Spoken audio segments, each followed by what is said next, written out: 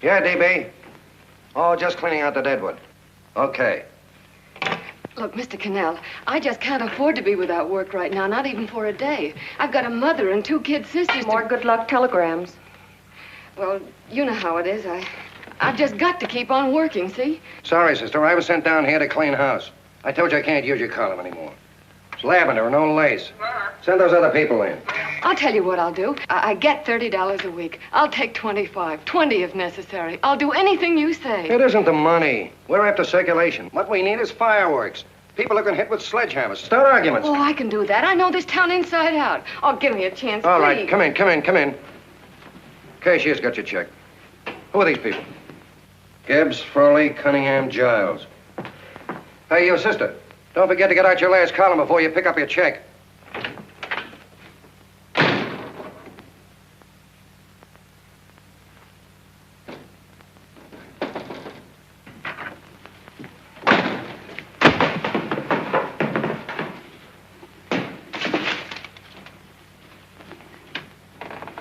You're a couple of sticks shy in your column, man. Big rich slob like D.B. Norton buys a paper and 40 heads are chopped off.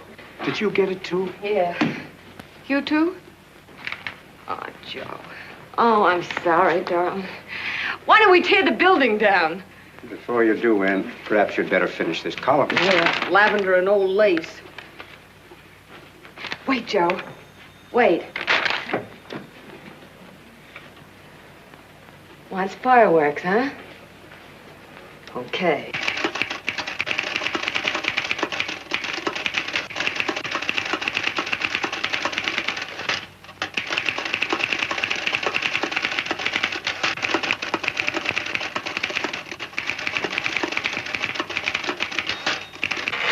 Here. Below is a letter which reached my desk this morning. It's a commentary on what we laughingly call a civilized world. Dear Miss Mitchell, 4 years ago, I was fired out of my job. Since then, I haven't been able to get another one. At first, I was sore at the state administration because it's on account of the slimy politics here we have all this unemployment. But in looking around, it seems the whole world's going to pot. So in protest, I'm going to commit suicide by jumping off the City Hall roof. Signed, a disgusted American citizen, John Doe. Editor's note, if you ask this column, the wrong people are jumping off the roofs. Hey, Ann, this is the old Fakeroo, isn't it? Never mind that, Joe. Go ahead. Sorry,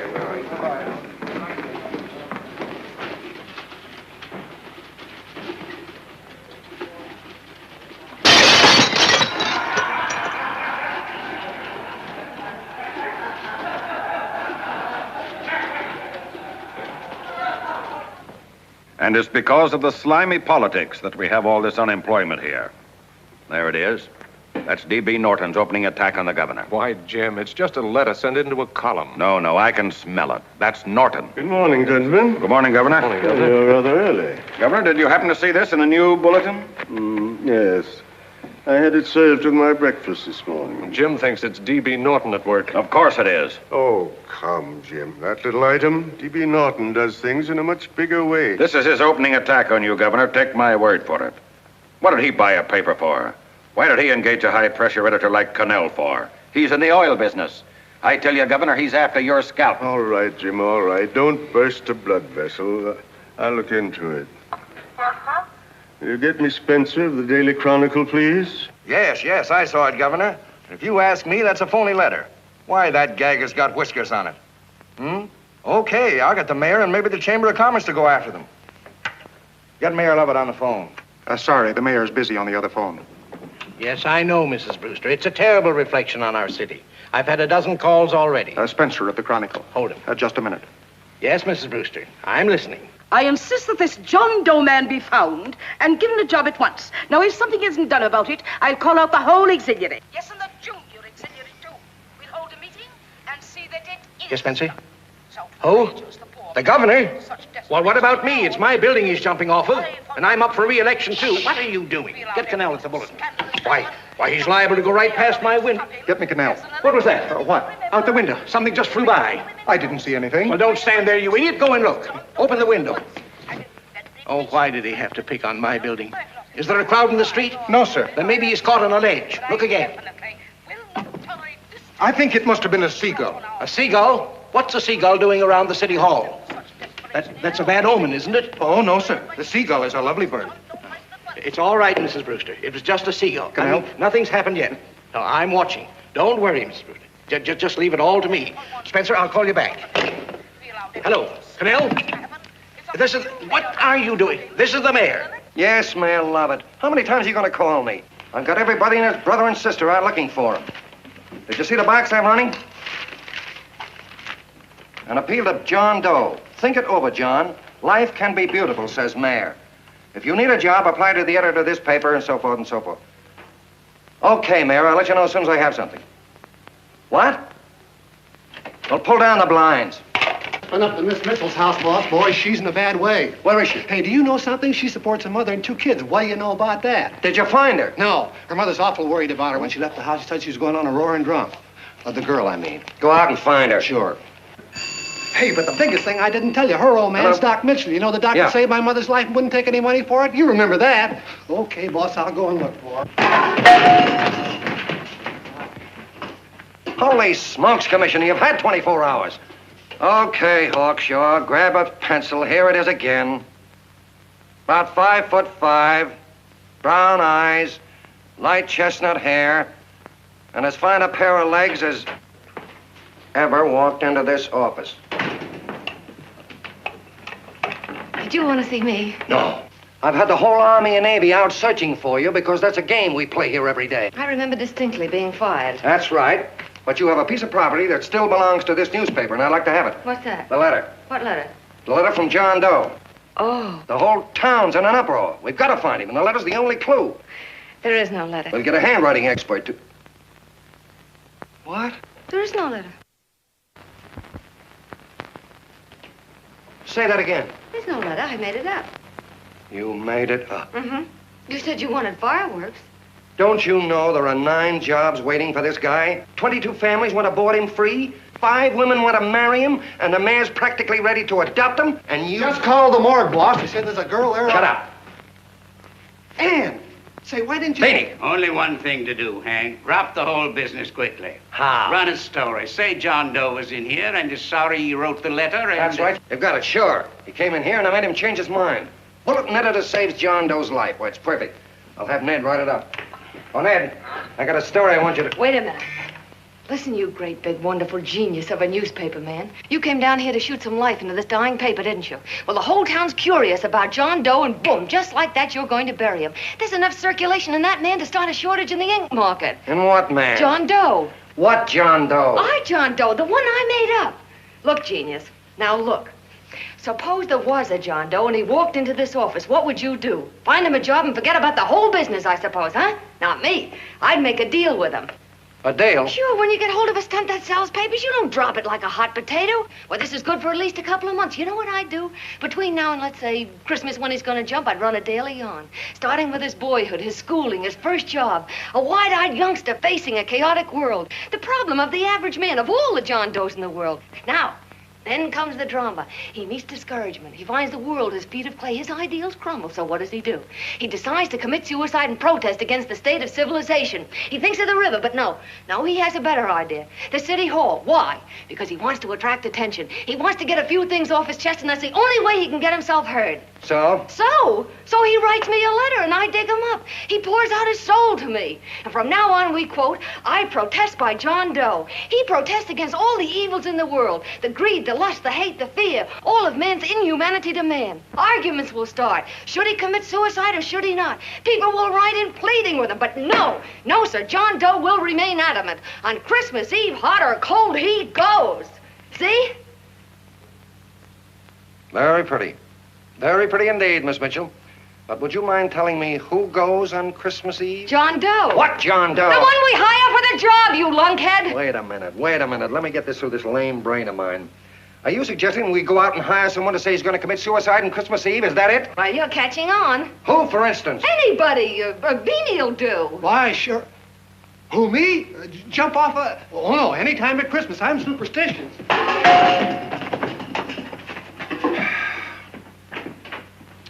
Miss Mitchell, do me a favor. Will you go on out and get married and have a lot of babies, but stay out of newspaper business. Better get that story in, Hank. It's getting late. You're supposed to be a smart guy. If it was raining $100 bills, you'd be out looking for a dime you lost someplace.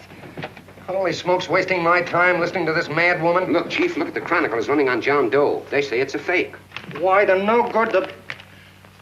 John Doe story, amateur journalism. It's palpably phony. It's a wonder anyone is taking it serious. What do you think of those guys? That's fine. Now fall right into their laps. Go ahead. Say John Doe walked in and called the whole thing off. You know what that's going to sound like on top of this. That's all, Ned. Thank you. All right. Amateur journalism, huh? Why, that bunch of sophomores. I can teach them more about... Hey, boss, get a load of this. What? Look.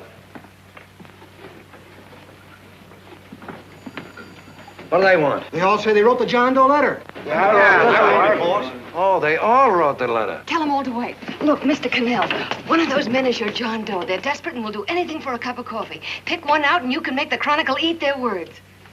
I'm beginning to like this. If you ask me, Hank, you're playing around with dynamite. No. The gal's right. We can't let the Chronicle get the laugh on us.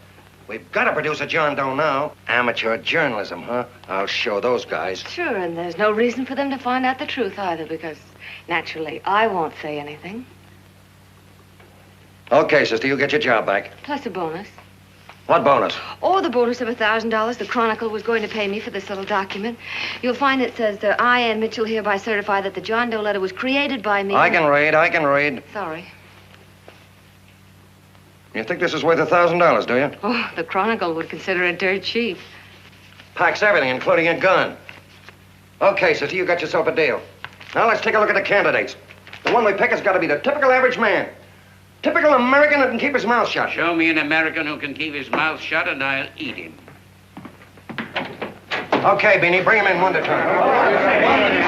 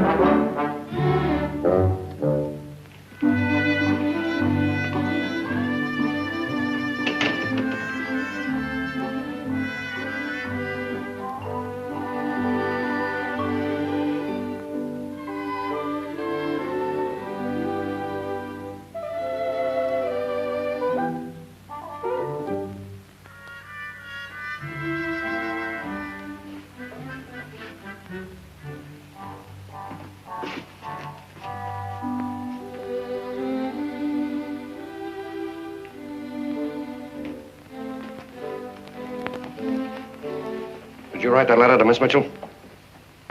No, I didn't. What are you doing up here, then? Well, the paper says there were some jobs around loose. Thought there might be one left over. Had any schooling? Yeah, a little. What do you do when you work? I used to pitch. Baseball? Yeah, till the wing went bad. Where'd you play? Bush leagues, mostly. How about family? Got any family? No. Oh, just traveling through, huh? Yeah, me and a friend of mine. He's outside.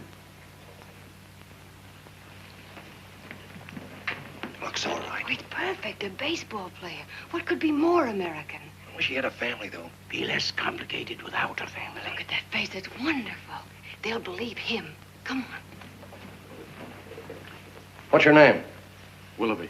John Willoughby. Long John Willoughby, they called me in baseball. Would you like to make some money? Yeah, maybe. Would you be willing to say you wrote that letter and stick by it? I get the idea. Yeah, maybe.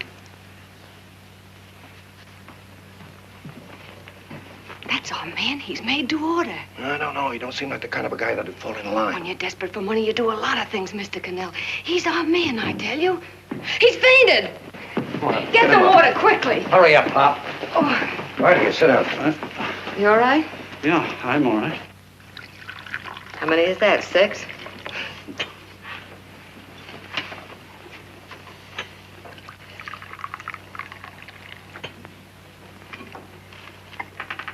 Pretty hungry, weren't you? See, all this John Doe business is batty, if you ask me. Well, nobody asked you. Trying to improve the world by jumping off buildings. You couldn't improve the world if the buildings jumped on you. Don't mind the colonel. He hates people. He likes you well enough to stick around. Well, that's because we both play doohickeys. I met him in a boxcar a couple of years ago. I was fooling around with my harmonica, and he comes over and joins in. I haven't been able to shake him since.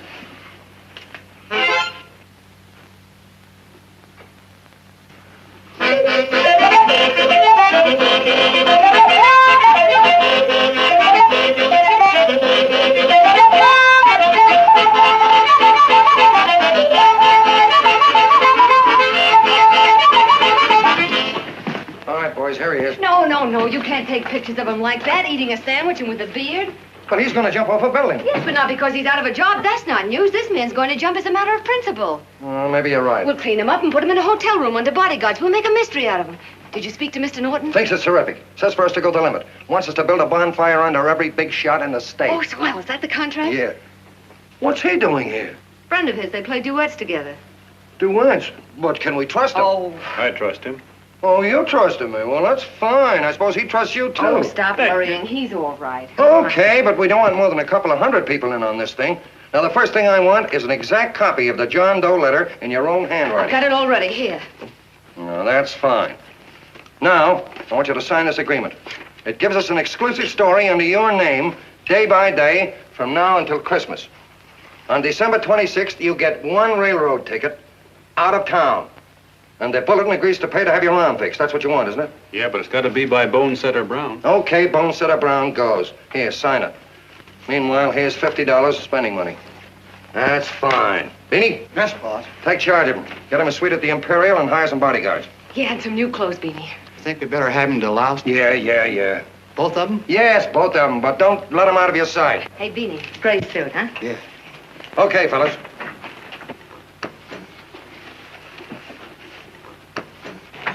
Take it easy, John Doe. And you start pounding that typewriter. Oh, boy, this is terrific. No responsibilities on our part, just statements from John Doe, and we can blast our heads off. Before you pop too many buttons, don't forget to make out that check for 1,000. Okay, fellas, now let me see. You sit outside the door. Nobody comes in, see? You two fellas sit in here. Hey, pretty nifty, huh? You ain't gonna get me to stay here. Sure you are. No, sir. That spot under the bridge where we slept last night's good enough for me. Say, what'll I do with this baggage? Go stick him in the bedroom. Give me mine. I ain't staying. You know, we were headed for the Columbia River country before all this John Doe business came up. You remember that, don't you? Sure, I remember. Say, your ears popped coming up in the elevator. Mine did. All along, John. I tell you, it's no good. You're going to get used to a lot of stuff that's going to wreck you. Why, that $50 in your pocket's beginning to show up on you already. And don't pull that on me, neither. Stop worrying, Colonel. I'm going to get my arm fixed out of this. Hey, here's some cigars the boss sent us. Have one. Hey, Help cigars. sell. No.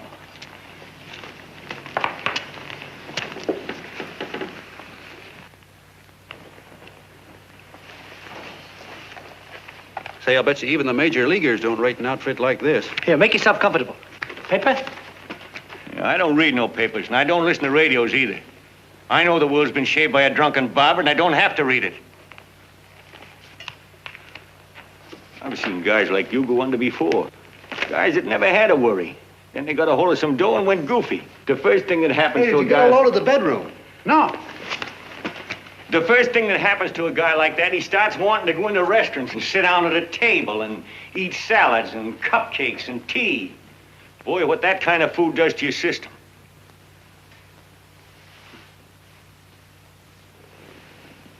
The next thing the dope wants is a room.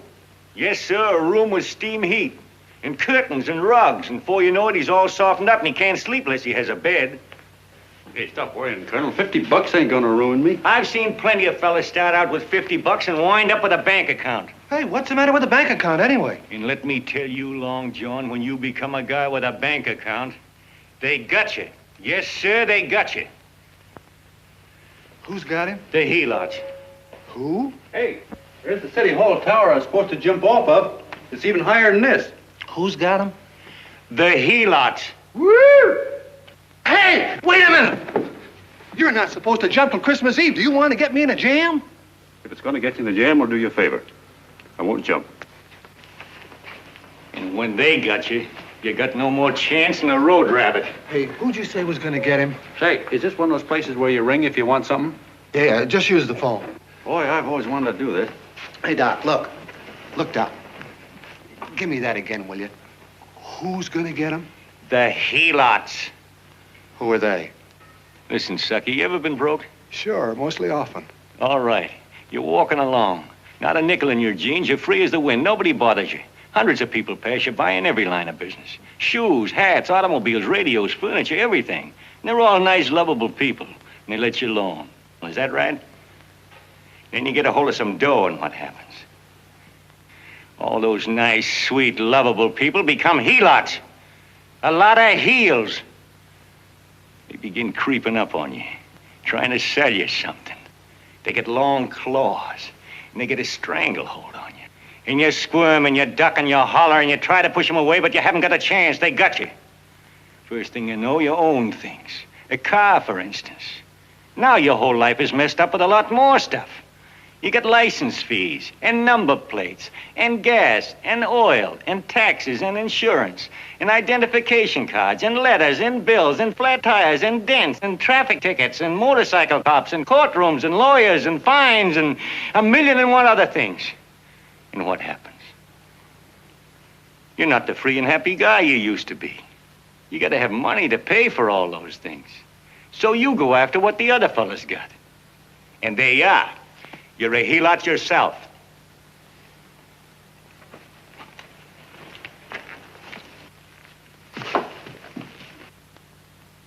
You win, Colonel. Here, take the 50. Go out and get rid of it. You bet I will, just as fast as I can. I'm gonna get some canned goods, a fishing rod, and the rest I'm gonna give away. Give away? Hey, get me a pitcher's glove. I got to get some practice. Say, he's giving it away. I'm going to get me some of that. Hey, come back here, you helot. Will you send up 5 hamburgers with all the trimmings, 5 chocolate ice cream sodas, and 5 pieces of apple pie? No, apple with cheese. Yeah, thanks.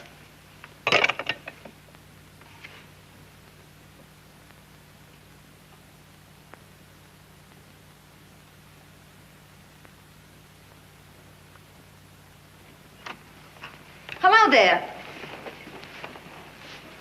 Well, well. If it isn't the man about town. All set, Miss Anne. Hmm? Oh, yes. Let's go.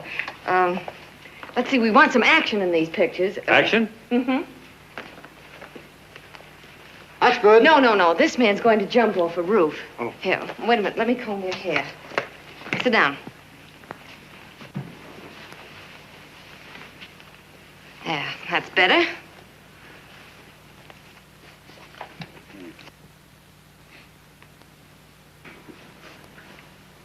You know, he's got a nice face, hasn't he? Yeah, he's pretty. Here, sit down. Quiet, egghead. All right, now a serious expression. Can't. I'm feeling too good. Oh, come on now. This is serious. You're a man disgusted with all of civilization. With all of it? Yes, you're sore at the world. Come on now. Oh, crabby guy, huh? Yeah. No.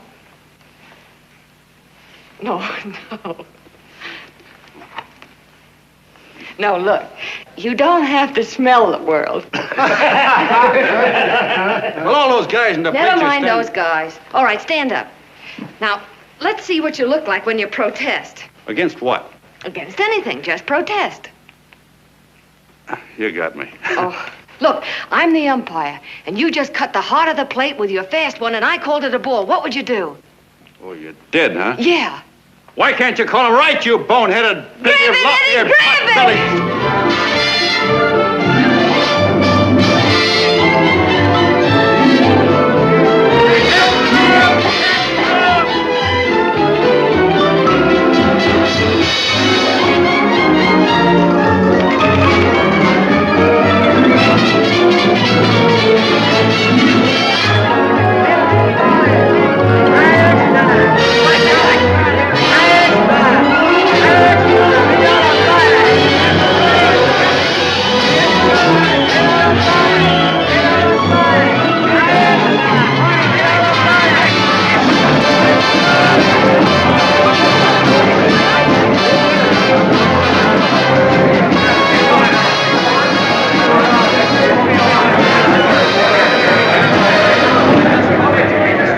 I don't care whose picture they're publishing.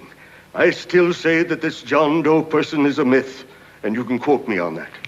And I'm going to insist on his being produced for questioning. You know as well as I do that this whole thing is being engineered by a vicious man with a vicious purpose, Mr. D.B. Norton.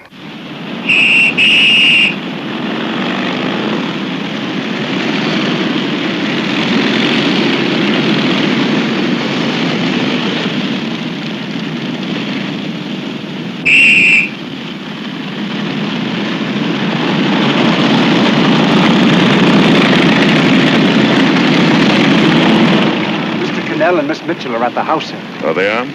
All right, come on. Personally, I think it's just plain stupidity to drop it. Now, you should see his fan mail, thousands. Why, it's going over like a house afire. What are you afraid of, Cannell? It's doubled our circulation. Yeah, but it's got everybody sore. Ads are being pulled. The governor's starting a libel suit. What's more, they all know John Doe's a phony, and they insist on seeing Well, what about it? Let them see him. We'll go on one better. They can also hear him. You own a radio station, Mr. Norton. Why not put him on the air? Watch out for this damn DB. She'll drive you batty. Oh, Look, what? we can't let him get to this Bush League pitcher and start pumping him. Good night.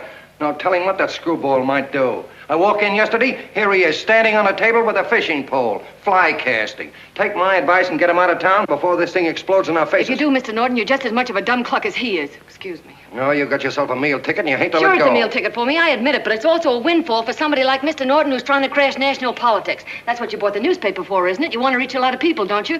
Well, put John Doe in the air and you can reach 130 million of them. He can say anything he wants and they'll listen to him. All right, we'll forget the governor and the mayor and all the small fry like that. This can arouse national interest. If he made a hit around here, he can do it every place else in the country. And you'll be pulling the strings, Mr. Norton. Go down to the office and arrange for some radio time. Well, DB, you're not I going want to it fall. as soon as possible. Okay. I just came in to get warm myself. Come on, let's go. Don't you go. I want to talk to you.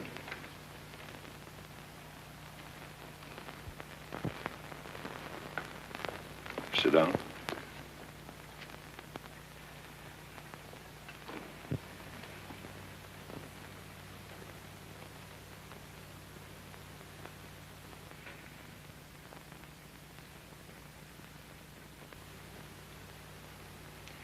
Hey, this John Doe idea was yours, huh?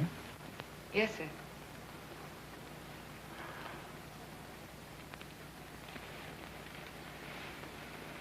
much money do you get? $30. $30. Well, what are you after? I mean, what do you want? A journalistic career? Money. Money? Well, I'm glad to hear somebody admit it. Do you suppose you could write a radio speech that would put that fellow over? Oh, I'm sure I can. Do it, and I'll give you $100 a week. $100? That's only the beginning. You play your cards right, and you'll never have to worry about money again. Oh, I knew it. Hello. Hello. Whenever there's a pretty woman around. This is my nephew, Ted Sheldon, Miss Mitchell. How do you do? How do you do? All right, Casanova, I'll give you a break. See that Miss Mitchell gets a car to take her home. Always reading my mind, aren't you? Thank you very much for everything. And Miss Mitchell, I think from now on you'd better work directly with me. Yes, sir.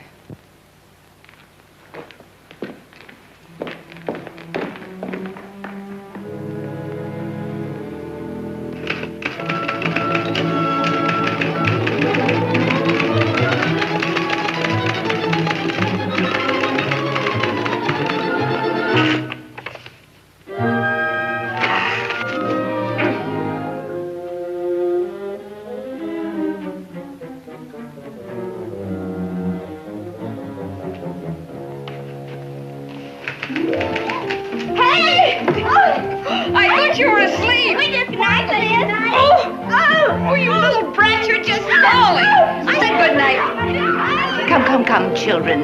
It's past your bedtime. Go on, Mama. Come on, quick, come on. Now, keep Booch off the Stay bed. fork through me. I'm done. I'll never get this speech right. Oh, yes, you will, Ann, dear. You're very clever. Yeah, I know. What are you looking for? Your purse, I need $10. What for? I gave you 50 just the other day. Yes, I know, dear, but Mrs. Burke had her baby yesterday. 9 pounds. And there wasn't a thing in the house. And then the community chest lady came. And the 50's all gone, huh? Who's the 10 for? The Websters. The Websters. You remember those lovely people your father used to take care of. I thought I'd buy them some groceries. Oh, Ann, dear, it's a shame those You're poor... marvelous, Ma. You're just like Father used to be. Do you realize a couple of weeks ago we didn't have enough to eat ourselves? Well, yes, I know, dear, but these people are in such need. And we have plenty now. If you're thinking of that $1,000, forget it. It's practically all gone. We owed everybody in town. Now, you just got to stop giving all your money away. Oh, Ann, dear. Oh, I'm sorry, Ma. Oh, don't pay any attention to me. I guess I'm just upset about all this. Gee whiz, here I am with a great opportunity to get somewhere, to give us security for once in our lives, and I'm stuck. If I could put this over, your Mrs. Burke can have 6 babies. You mean this speech you're writing? Yeah, I don't know. I simply can't get it to gel. I created somebody who's going to give up his life for a principle. Hundreds of thousands of people are going to listen to him over the radio. And unless he says something that's sensational, it's just no good. Well, honey, of course, I don't know what kind of a speech you're trying to write, but judging from the samples I've read, I don't think anybody will listen. What?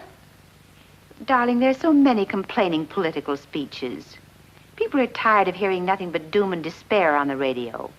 If you're going to have him say anything, why don't you let him say something simple and real, something with hope in it? If your father were alive, he'd know what to say. Oh, yeah. Father certainly would. Wait a minute.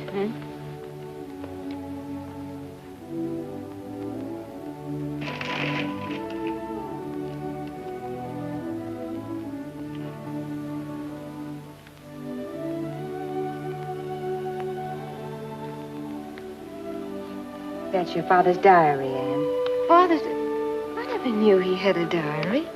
There's enough in it for 100 speeches. Things people ought to hear nowadays. You be careful of it, won't you, dear? It's always helped to keep your father alive for me. You bet I will, Ma.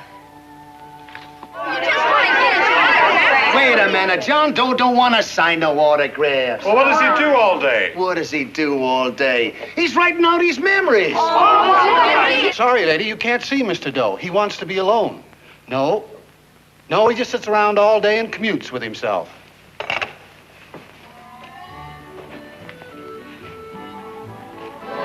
Oh!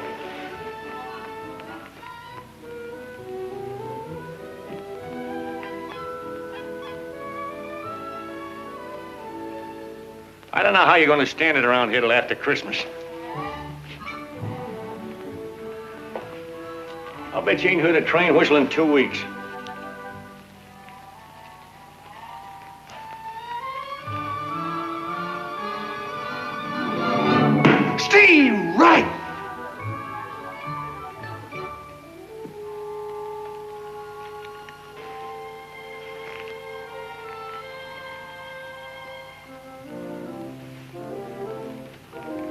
I know why you're hanging around.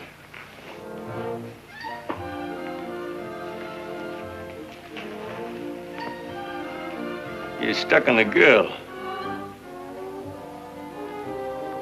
That's all a guy needs is to get hooked up with a woman.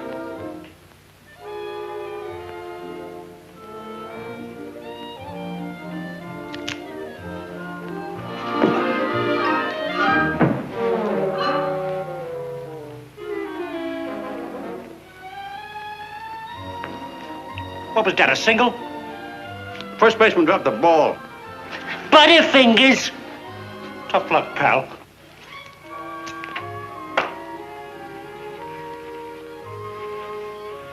Guy has a woman on his hands. First thing he knows, his life is balled up with a lot more things. Furniture and...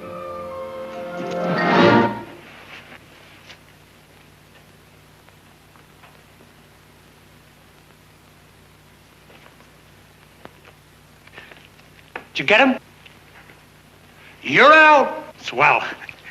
What's this, the end of the 8th? 9th.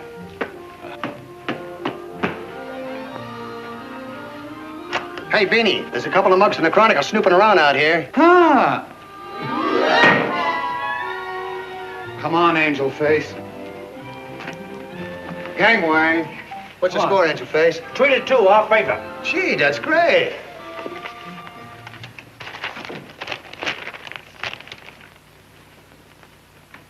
Hey, you got swell form there. Must have been a pretty good pitcher. Pretty good. Say, I was just about ready for the major leagues when I chipped a bone in my elbow. I got it pitching a 19-inning game. 19? Yeah. There was a major league scout there watching me, too. And he came down after a game with a contract. You know what? I couldn't lift my arm to sign it. I'll be okay, though, as soon as I get it fixed up. It's too bad. What do you mean, too bad? Huh? Oh, that you'll never be able to play again. What are you talking about? I just told you I was going to get... Well, you know how they are in baseball if a guy's mixed up in a racket. Racket? What do you mean? Well, I was just thinking about this John Doe business. Why, as soon as it comes out it's all a fake, you'll be washed up in baseball, won't you? Yeah. Hey, doggone. I never thought about that.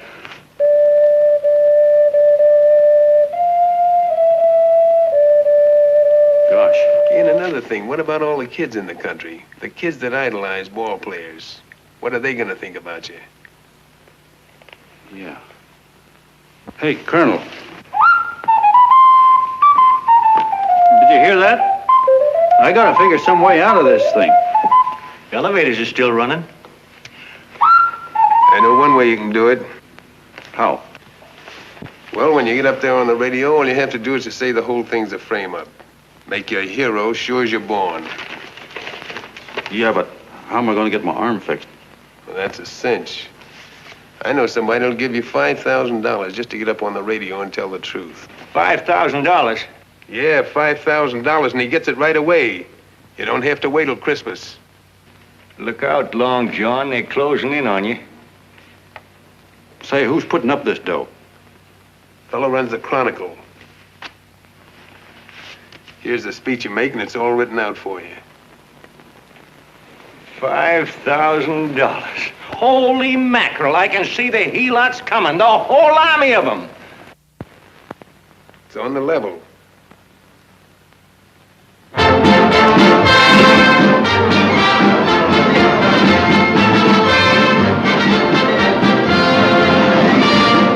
No, I'm sorry. Tickets for the broadcast are all gone. Phone the bulletin. Sorry, no more tickets left.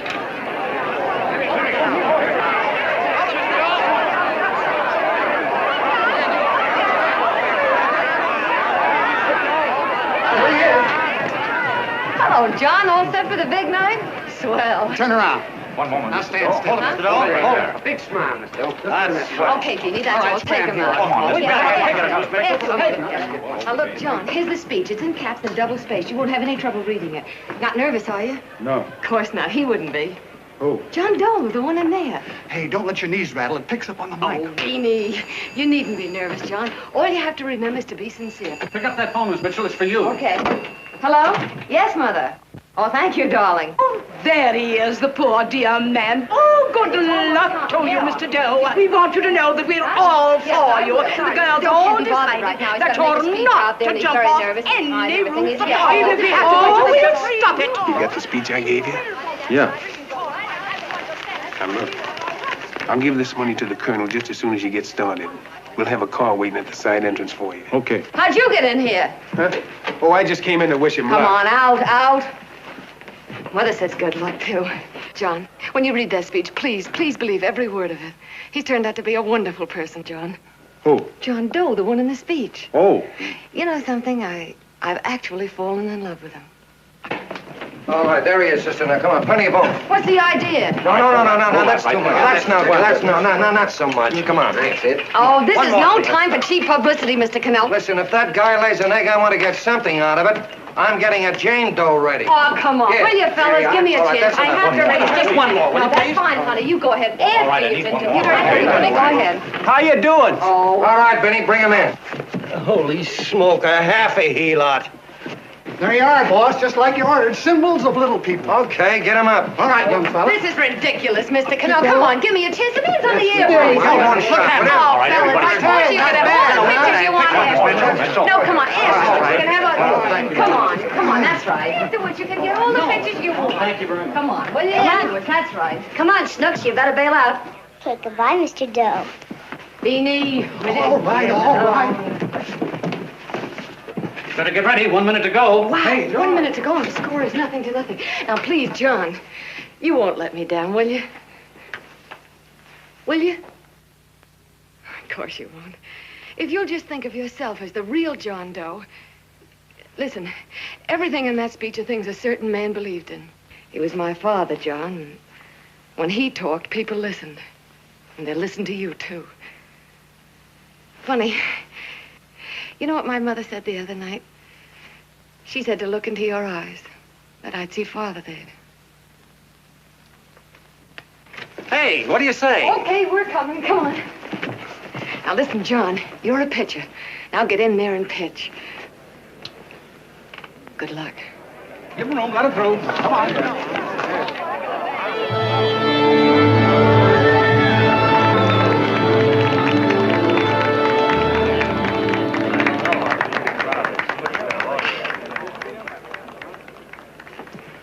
Hey, let's get out of here. There's the door right there. Hey, what are you doing here? That's what I'd like to know. Come on, out. Hey, he's a friend of mine. Never mind, let him alone. He's all right. I'll be right over there pulling for you. No, John, over here.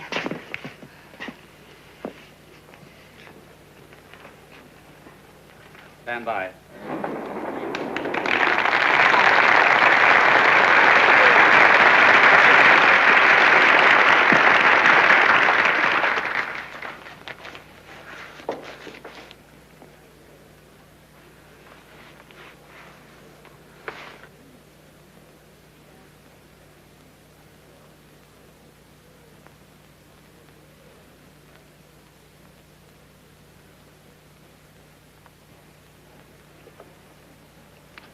Phone the Chronicle. Tell them to start getting those extras out.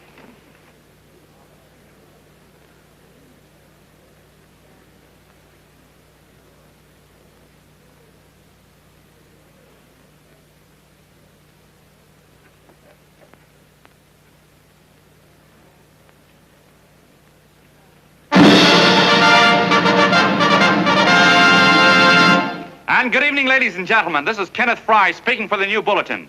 Tonight we give you something entirely new and different. Standing beside me is the young man who has declared publicly that on Christmas Eve he intends to commit suicide, giving as his reason, quote, "I protest against the state of civilization," end quote. Ladies and gentlemen, the New Bulletin takes pleasure in presenting the man who is fast becoming the most talked of person in the whole country, John Doe.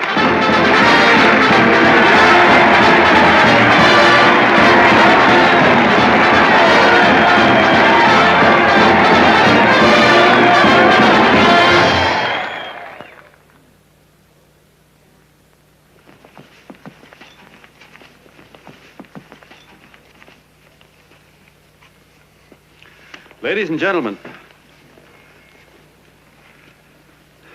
I am the man you all know as John Doe. I took that name because it seems to describe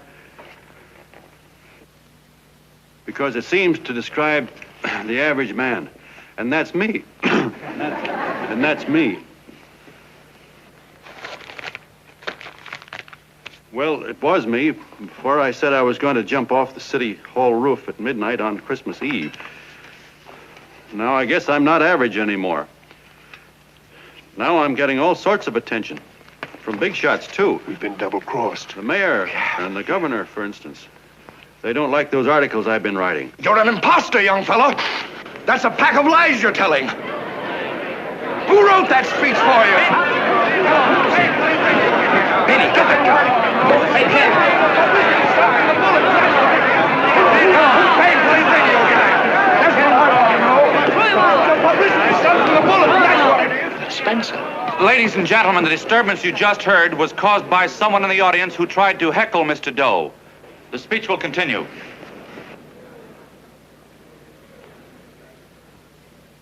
Well, people like the governor and that fella there can stop worrying. I'm not going to talk about them. I'm going to talk about us, the average guys, the John Does. If anybody should ask you what the average John Doe is like, you couldn't tell him because he's 1,000,001 things. He's Mr. Big and Mr. Small. He's simple and he's wise. He's inherently honest, but he's got a streak of larceny in his heart.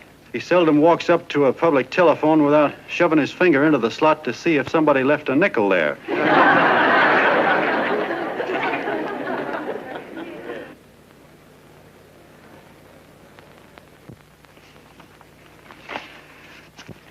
He's the man the ads are written for. He's the feller everybody sells things to.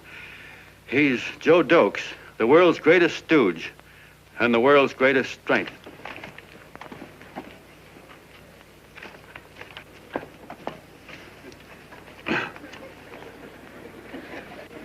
Yes, sir. Yes, sir, we're a great family, the John Does. We are the meek who are supposed to inherit the earth. You'll find us everywhere. We raise the crops, we dig the mines, work the factories, keep the books, fly the planes, and drive the buses. And when a cop yells, "Stand back there, you," he means us, the John Does. Well, what kind of a speech is that? Didn't you read it? We've existed since time began. We built the pyramids. We saw Christ crucified, pulled the oars for Roman emperors, sailed the boats for Columbus, retreated from Moscow with Napoleon, and froze with Washington at Valley Forge. Yes, sir. We've been in there dodging left hooks since before history began to walk. In our struggle for freedom, we've hit the canvas many a time, but we always bounce back because we're the people, and we're tough.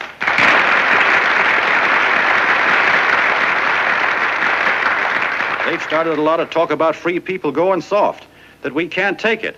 That's a lot of hooey. A free people can beat the world at anything, from war to tiddlywinks, if we all pull in the same direction.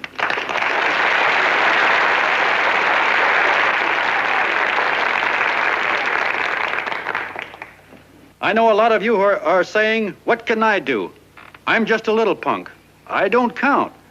Well, you're dead wrong. The little punks have always counted, because in the long run, the character of a country is the sum total of the character of its little punks.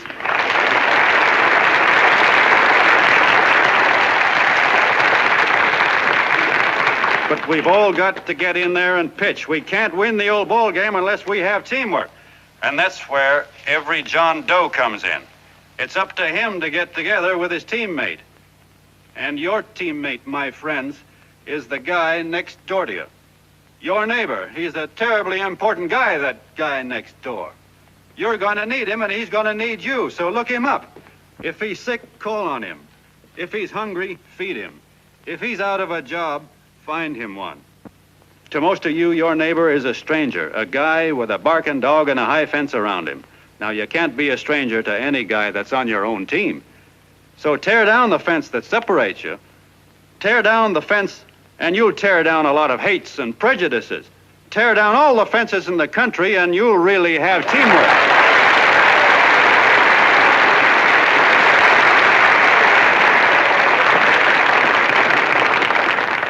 I know a lot of you are saying to yourselves, he's asking for a miracle to happen. He's expecting people to change all of a sudden. Well, you're wrong. It's no miracle. It's no miracle because I see it happen once every year, and so do you, at Christmas time. There's something swell about the spirit of Christmas, to see what it does to people, all kinds of people. Now, why can't that spirit, that same warm Christmas spirit, last the whole year round?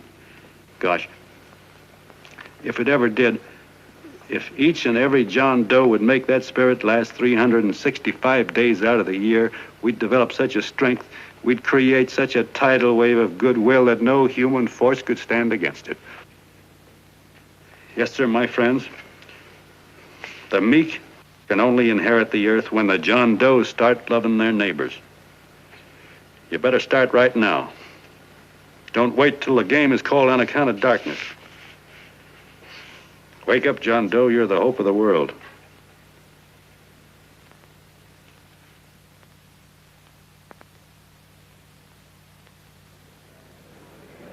John, you're a wonder.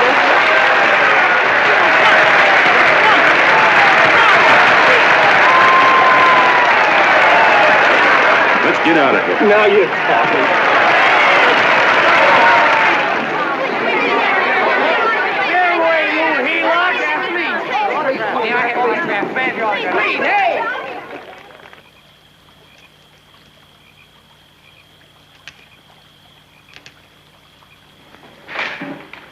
I knew you'd wake up sooner or later.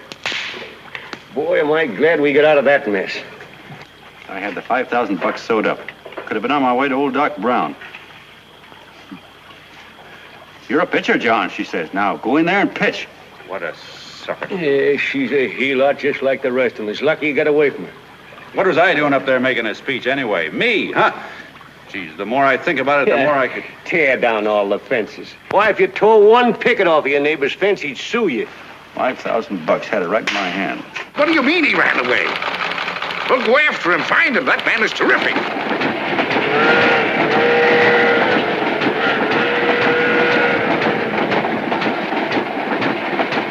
Columbia River, here we come.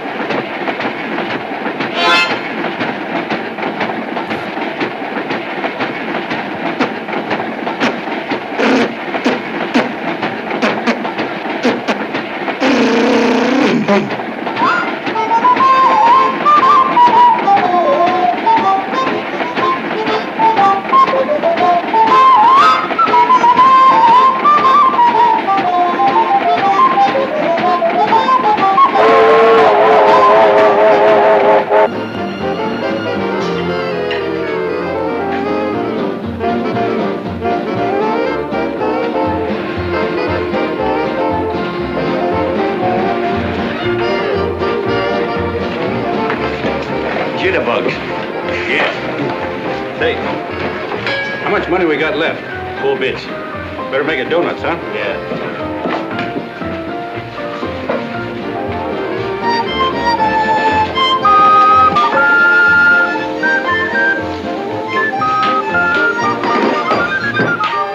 What'll it be, gents? Have you got a couple of steaks about that big and about that thick? Yeah, with hash brown potatoes and tomatoes and apple pie and ice cream and coffee. And donuts, I know. Hey, Ma, Seekers, a pair. Fingers a pair, coming up. Glad he took the tea out of that.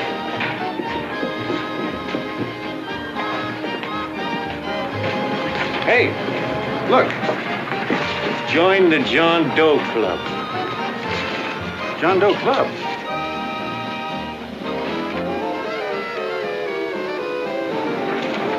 Uh-oh. You John Doe? Who? John Doe. Ah, you need glasses, buddy. Oh, but Jay, it's a spitting image of John Doe. Yeah, but his name is Willoughby. Oh, I'm John Willoughby. I'm a baseball player. Sure. Oh, no, I'd know that voice anyway. You can't kid me. You John Doe. Hey, Ma! Ma! That's John Doe. John Doe? Yeah, sitting right there, big as life. Who'd you say it was? John Doe, the big guy there. I know. Pictures in the paper. That's John Guy. John Doe. John Doe. Sitting right there, John Doe.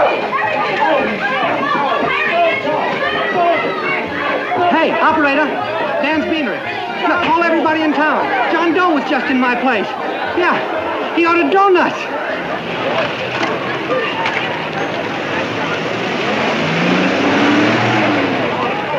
John Doe.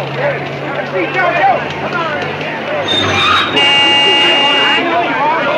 You're all neighbors to see John Doe. We're all neighbors. But my office is packed like a sardine box. What does John Doe look like, Mr. Mayor? Oh, he's one of those great big outdoor type men. No, you can't see him. You didn't vote for me the last time. Shame on you. What are you doing there? Get off my front porch anyhow. Mr. Norton come yet? Oh, well, I wonder where he's at. What's keeping him? He should have been here 15 minutes ago. Oh, there it comes now. Now, everybody on your dignity. Don't do anything to disgrace us. A little town, but we got to show off. Better let me talk to him. All right, but present it to him as a great cause for the common man. Ah, here they come. Now, give him room down there. Give him room, folks. Come on now. Come on, here they come. Here they come. Here's Mr. Norton. How do you do, Mr. Norton? I'm Mayor Hawkins. Here's Mr. Miles. Let me go, you darn fool. I'm the mayor. Mr. Norton. Mr. Norton. Mr. Norton. I'm Mayor Hawkins. Your office telephoned me to hold him. Well, that's fine. How is he? Oh, he's fine. He's right in my office there. You know, it's a big honor having John Doe here, and you too. Haven't had so much excitement since the old city hall burned down. People are so excited and nearly tore his clothes off. Oh, Matilda, darling, phone the newspapers, tell them Mr. Norton's here. Step right inside, Mr. Norton. My office. Very comfortable here, Mr. Norton. Just had it air conditioned. Gangway, please. Make room for Mr. Norton. Gangway. Gangway. Here he is, Mr. Norton. Well taken care of. The neighbors are serving him a light lunch. Hello, John. Well, Mr. Mayor, if you don't mind, we'd like to talk to him alone. Why, certainly, certainly. All right, everybody. Clear out. No, but you... Everybody, quickly now. Come on, you. Come on. Come on. That's it. All right. Don't argue with me here. Wait till we get home. Don't you push me around like that. Even though I'm your wife, you can't push me around. Look, Mr. Norton, I think you got a lot of nerve having those people hold us here. There's nobody holding you here, Mr. Doe. It's only natural that people... Nobody holding us here. Let's get going. Incidentally, my name isn't Doe. It's Willoughby. Look, John, something terribly important's happened. They're forming John Doe clubs. We know of 8 already, and they say that there's John Doe clubs? What for? To carry out the principles you talked about in your radio speech. I don't care what they're forming. I'm on my way, and I don't like the idea of being stopped either. Oh, but you don't know how big this thing is. You should see the thousands of telegrams we've received and what they're saying about you. Look, it started as a circulation stunt, didn't it? Well, you got your circulation. Now, why don't you let me alone? Oh, it started as a circulation stunt, but it isn't anymore. Mr. Norton wants to get back of it and sponsor John Doe clubs all over the country. He wants to send you on a lecture tour. Me? Uh-huh. Well, certainly. With your ability to influence people, it might grow into a glorious movement. Say, let's get something straight here. I don't want any part of this thing. If you got an idea I'm going around lecturing the people, why, you're crazy. Baseball's my racket, and I'm sticking to it. Come on, Colonel, let's get out of here. John, please. I just got rid of one crowd. Oh, but please, Mr. Mayor, tell him the John Doe Club wants to talk to him. Let them in, Mr. Mayor. Let them come in. Okay, folks, but remember your manners. No stampeding. Walk slow, like you do when you come to pay your taxes.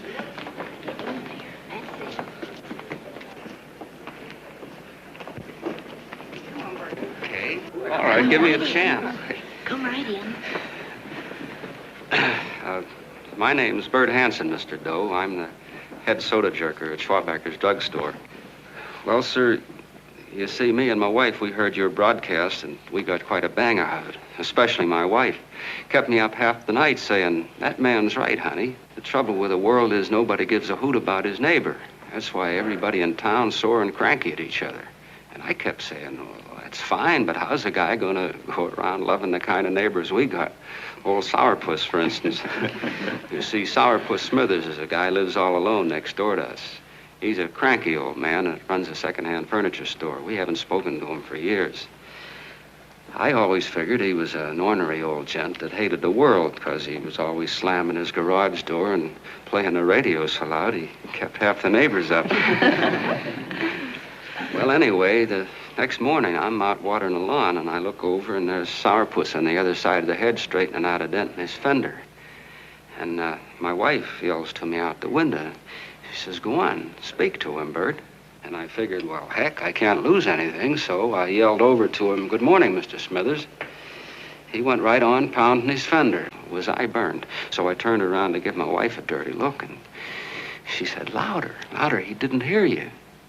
So in a voice you could have heard in the next county, I yelled, "Good morning, Mr. Smithers." Well, sir, you could have knocked me over with a feather. Old Sourpuss turned around, surprised-like, and he put on a big smile, came over and took my hand like an old lodge brother, and he said, "Good morning, Hanson. I've been wanting to talk to you for years, only I thought you didn't like me." And then he started chatting away like a happy little kid, and he got so excited his eyes all... Well, Mr. Doe, before we got through, I found out Smithers is a swell egg, only he's pretty deaf, and that accounts for all the noises.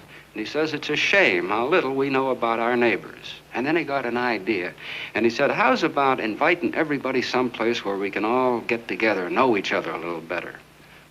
Well, I'm feeling so good by this time, I'm ripe for anything. So Smithers goes around the neighborhood inviting everybody to a meeting at the schoolhouse, and I tell everybody that comes in the store, including Mr. Schwabecker, my boss. I'm talking too much. Well, I'll be doggone if over 40 people don't show up.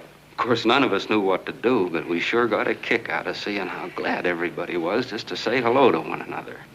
Tell him about making Sourpuss chairman. Oh, yeah, we made Sourpuss chairman and decided to call ourselves the John Doe Club. And say, incidentally, this is my wife. Come here, honey. This is my wife, Mr. Doe. How do you do, Mr. Doe? Sourpuss is here, too. Oh, is he? This is Sourpuss, or excuse me, Mr. Smithers, Mr. Doe. That's all right. If you didn't call me Sourpuss, it wouldn't feel natural. Well, anyway, I guess nearly everybody in the neighborhood came except the Delaney's. The Delaney's live in a big house with an iron fence around it, and they always keep their blinds drawn. And we always figured that he was just an old miser that sat back counting his money, so why bother about inviting him? Until Grimes, the milkman, spoke up, and he said, say, you've got the Delaney's all wrong. And then he tells us about how they canceled their milk last week, and how when he found a note in the bottle, he got kind of curious-like, and he sort of peeked in under the blinds and found the house was empty. If you ask me, he says, they're starving. Old man Delaney has been bringing his furniture over to my place at night, one piece at a time, and selling it. Yeah. And, well, sir, a half dozen of us ran over there to fetch him, and we brought him to the meeting. And what a reception they got. Why, everybody shook hands with him and made a fuss over them, and, well, finally, Mr. and Mrs. Delaney just sat right down and cried. And then we started to find out about a lot of other people. Yeah, sure. Well, you know Grubel, for instance. Grubel's here. See? Yeah, that's a... Of course, you don't know Grubel, but he's the man that everybody figured was the worst no-account in the neighborhood because he was living like a hermit, and nobody would have anything to do with him. That isn't Little Murphy. The postman told us the truth. Why, Grubel, he says, he lives out of garbage cans because he won't take charity, because it'd ruin his self-respect, he says. Just like you said on the radio, Mr. Doe. Well, sir, about a dozen families got together and gave Grubel a job watering their lawns. Isn't that wonderful? And then we found jobs for 6 other people, and they've all gone off for relief. Yeah, and my boss, Mr. Schwabecker, made a job in his warehouse for old man Delaney. And he gave you that $5 raise. Yeah, wasn't that swell? Why, Bert, I feel slighted. I'd like to join, but nobody asked me. I'm sorry, Mayor, but we voted that no politician could join. Just the John Does of the neighborhood, because you know how politicians are. Well, the reason we wanted to tell you this, Mr. Doe, was just to give you an idea of what you started. And from where I'm sitting, I don't see any sense in you jumping off any building. No. Well, thank you for listening. Goodbye, Mr. Doe. You're a wonderful man, and it strikes me you can be mighty useful walking around for a while. Hey, goodbye, Mr. Doe. Goodbye, Mr. Doe.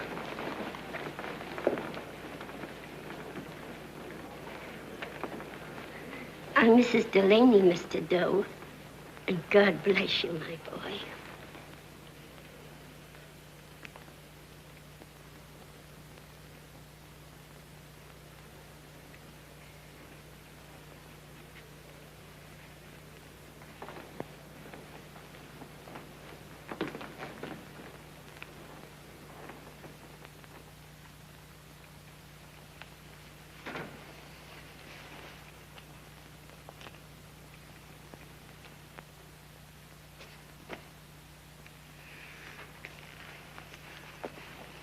Gee whiz, I'm all mixed up. I don't get it. Look, all those swell people think I'm going to jump off a building or something. I never had any such idea. Gosh. The fellow'd have to be a mighty fine example himself to go around telling other people how to... Say, look, what happened the other night was on account of Miss Mitchell here. She wrote the stuff. Don't you see what a wonderful thing this can be? But we need you, John. You're hooked. I can see that right now. They got you. Well, I'm through. For 3 years, I've been trying to get you up to the Columbia River country. First, it was your glass arm. Then it was the radio. And now it's the John Doe clubs. Well, I ain't waiting another minute. Gangway, you helots. Hey, Colonel, wait a minute. Oh, please. Hey, Colonel! I want you personally to go along with John Doe and Miss Mitchell and handle the press and the radio. Me? Yes, I don't want to take any chances. And Johnson. Yes, Stevie? Your crew will do the mop-up job. They'll follow John Doe into every town, see that the clubs are properly organized and the charter's issued. Right. There are only 8 flags up there now. I want to see that map covered before we get through.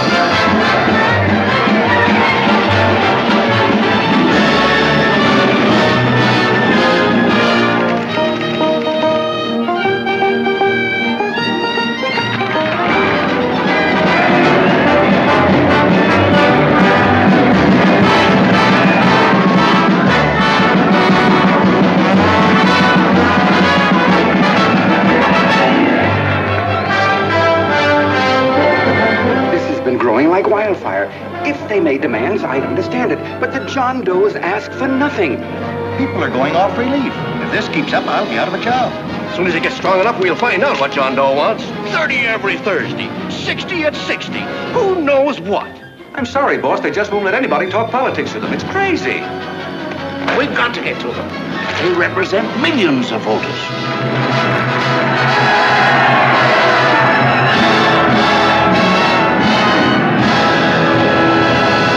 I tell you, ladies and gentlemen, this thing has been nothing short of a prairie fire. We've received so many applications for charters to the John Doe clubs, we haven't been able to take care of them. I'd hate to have that many pins stuck in me. This John Doe convention is a natural. It's going to put our city on the map. Why, over 2,400 John Doe clubs are sending delegates. Can you imagine that? You, Mr. Mayor, will be the official host. You will make the arrangements for decorating the city, parades, and a reception for John Doe when he gets home. And don't wear your high hat. No high hat? No high hat. And from you, Cannell, I want a special John Doe edition every day until the convention is over. And now, if you will, please step into the outer office and look your prettiest because there are photographers there to take pictures of this committee. Don't worry, DB. Everything will be taken care of. Isn't it all too wonderful? Gather down here tonight, school down, get a nice picture of you. Oh, Mr. Mayor, would you step down in front row, please? You ladies get close to him. That's it.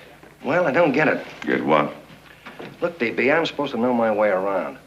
This John Doe movement has cost you a fortune. Now, this convention is going to cost plenty. Well? Well, I'm stuck with 2 and 2, and I'm a sucker if I can make 4 out of it. Where do you come in?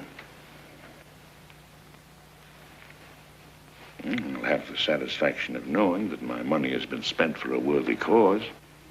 I see. I better stick to running the paper, huh? I think maybe you better had. And Cannell, I'd like to have the John Doe contract, all the receipts for the money we advanced him, and the letter Miss Mitchell wrote, for which I gave her $1,000. Yes, sure. Well, we leave for the airport. Half an hour. Is that Johnny boy's room? Better hustle him up. He'll be ready on time. He's packing. Ah, good. Did you see his picture on the cover of Time? Yeah. I gotta give you credit, Annie girl. I've handled a good many big promotions in my time. Everything from a World's Fair to a channel swimmer. But this one has certainly got me spinning. And now a John Doe convention. Wow. Say, if you could only get him to jump off the City Hall roof on Christmas Eve, I'd guarantee you 500,000 people there. Charlie. Huh? What do you make of him? Oh, Johnny boy? Well, I don't know what angle you want, but I'll give it to you quick. Number one, he's got great yokel appeal, but he's a nice guy. Number two, he's beginning to believe he really wrote that original suicide letter that you made up. Number three, he thinks that you're Joan of Arc or something. Yeah, I know. Number four, well, you know what number four is. He's nuts about you. Yeah, it's running out of his ears. You left out number 5. We're all heels, me especially. Holy smoke. Come in.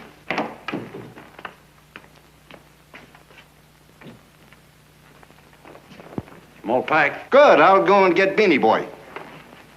Okay, Charlie boy.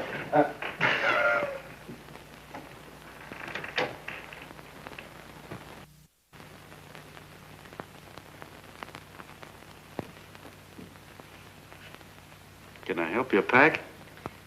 No, thank you.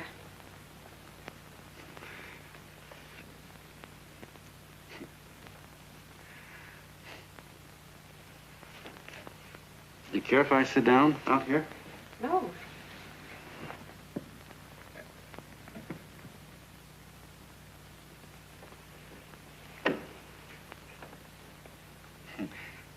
You know, I had a crazy dream last night. It was about you. About me? Yeah, sure was crazy. I dreamt I was your father.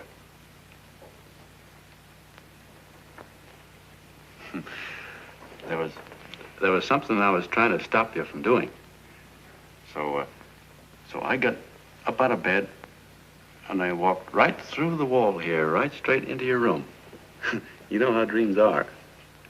And there you were in bed. But you're a little girl, you know, about 10. And very pretty, too.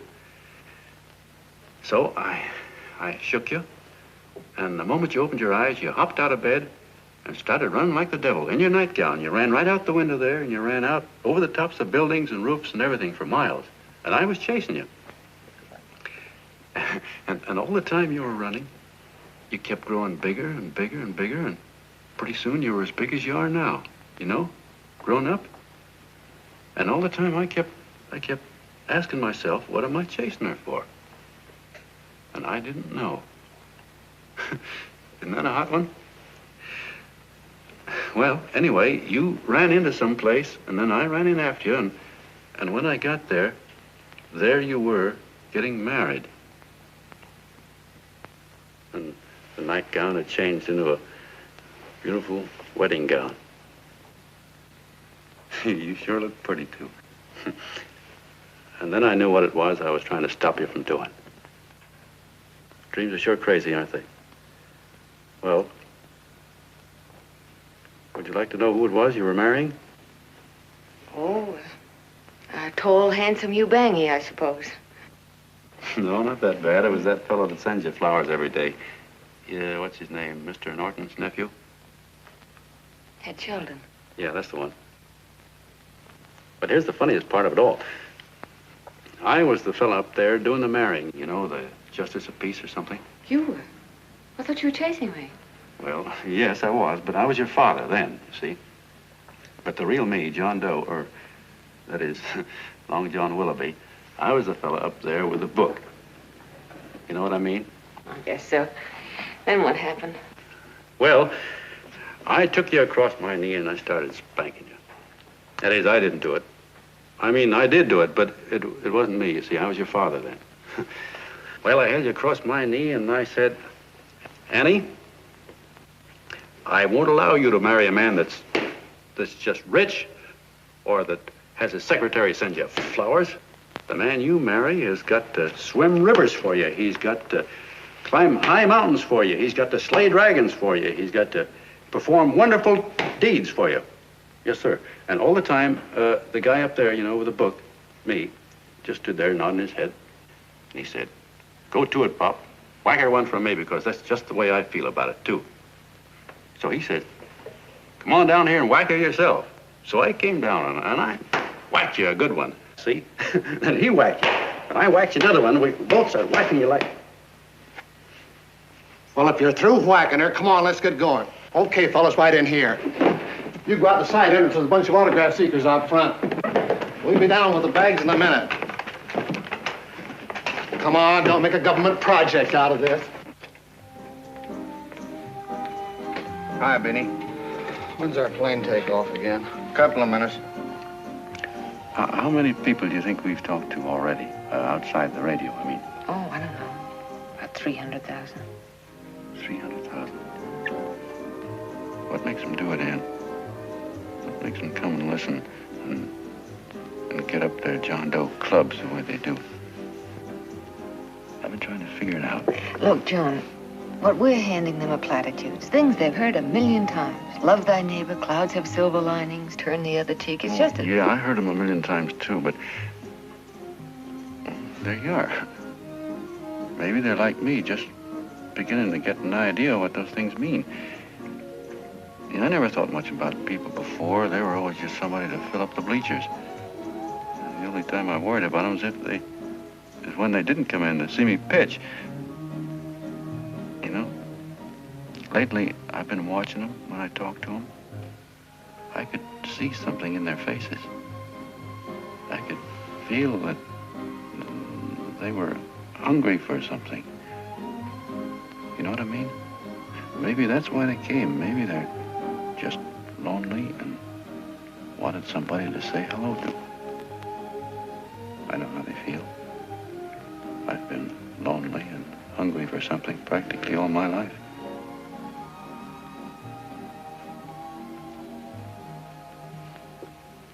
All aboard, folks. Yeah, that's true. Oh, somebody else sitting here? No, that's your seat. And this is your coat. Mine? A little token of appreciation. Oh, it's beautiful, D.B. Well, I don't quite know what to say. Well, don't say anything at all. Just sit down. Oh,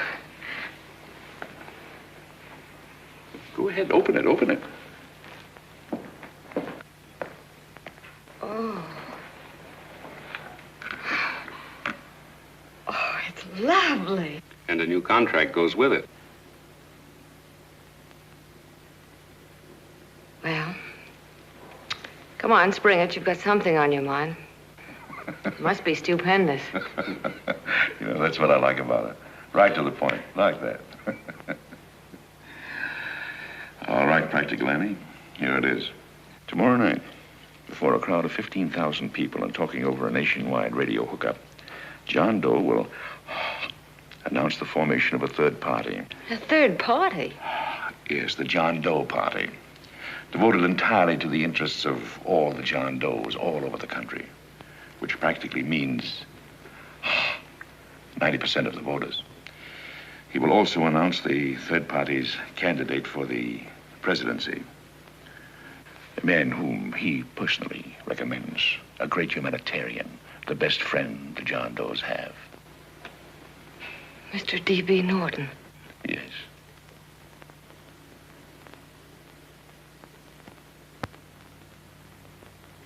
Wow.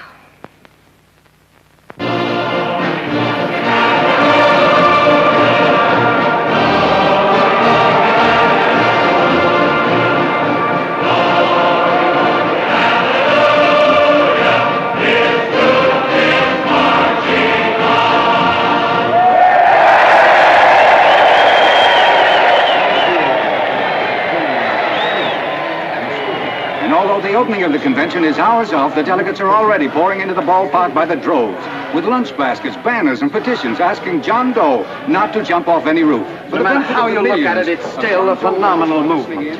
These John Does, or the hoi polloi, as you've heard people call them, have been laughed at and ridiculed. But here they are, gay and happy, having traveled thousands of miles, their expenses paid by their neighbors, to come here to pay homage to their hero, John Doe. And in these days of wars and bombings, it's a hopeful sign that a simple idea like this can sweep the country. An idea based on friendliness, on giving and not taking, on helping your neighbor and asking nothing in return.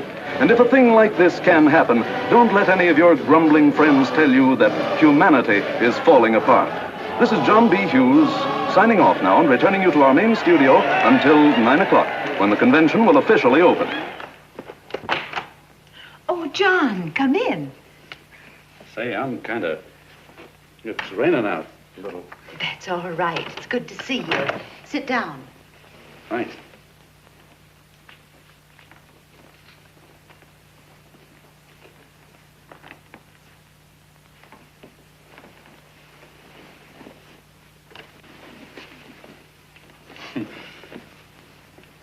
It's for Anne. Oh, how nice. Thank you very much. Flowers. I'm terribly sorry she isn't here. She isn't? No, she just left. I'm surprised you didn't run into her. She went over to Mr. Norton's house. Oh. Did you want to see her about something important? Yeah. Well, no, it'll wait. Say, he's a nice man, isn't he? Mr. Norton, I mean. He's done an awful lot for the...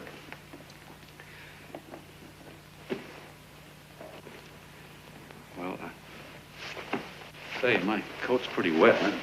I'm afraid I might have wet the couch a little.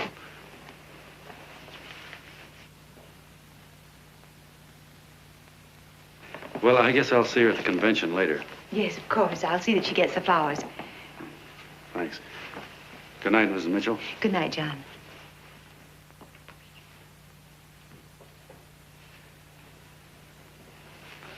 Say, Miss Mitchell, I'm kind of glad Anne isn't here.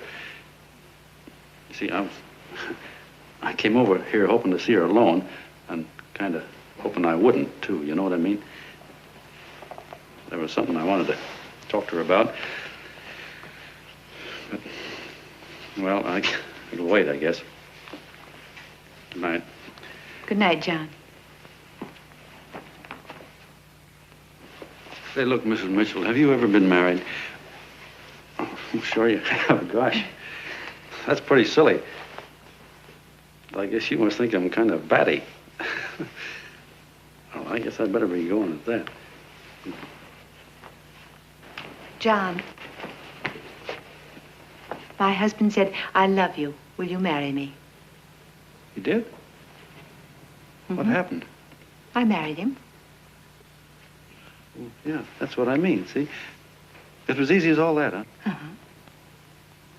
Yeah, but look, Mrs. Mitchell, you know, I love Anne, and it's going to be awfully hard for me to say it because, well, you know, she's so wonderful. And, well, the best I ever was a Bush League pitcher. And, you know, I think she's in love with another man, the one she made up. You know, the real John Doe. Well, that's pretty tough competition. I bet you he'd know how to say it all right. With me, I get up to it and around it and in back of it, but I never get right to it. You know what I mean? So the only chance I've got is, well, if somebody could kind of give her a warning, sort of prepare her for the shock. You mean you'd like me to do it? Well, I was thinking that, yeah, you know, sort of break the ice. Of course I will, John. See, thank you, Mrs. Mitchell. Hey, you're okay.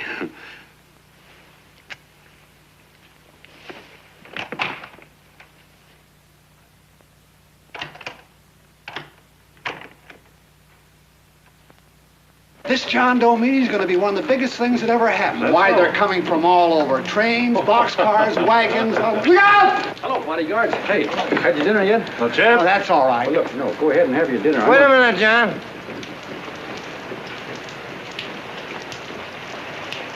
Hello, Mr. Connell. How are you, John? John, I want to have a little talk with you. What's the matter? Are you falling? Come on. Hey, boss. Oh, quiet. Say, tell me something. Did you read the speech you're going to make tonight? No, I never read the speeches before I make them. I get more of a kick out of it that way. Uh-huh. It's just exactly what I thought. Beanie, go on down to the office, tell Pop to give you the speech. There's a copy on my desk. Gee whiz, boss, you know Mr. Norton told me not to leave him, not even for a minute. Go on. We'll be at Jim's bar up the street. You're a nice guy, John. I like you. You're gentle. I always like gentle people. Me, I'm hard.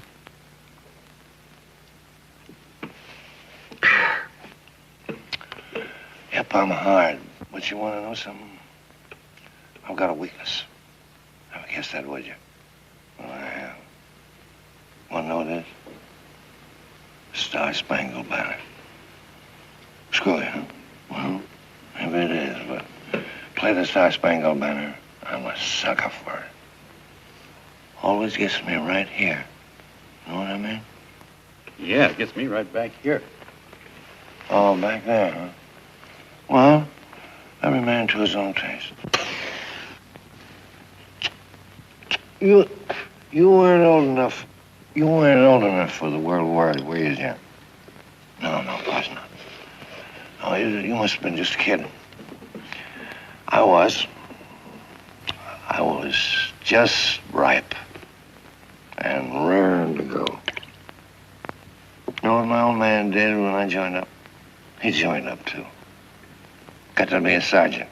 And here's a kick for you. We were in the same outfit. Funny, huh? Hmm?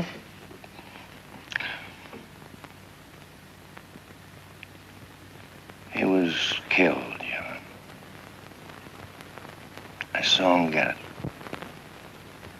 I was right there, and I saw it with my own eyes.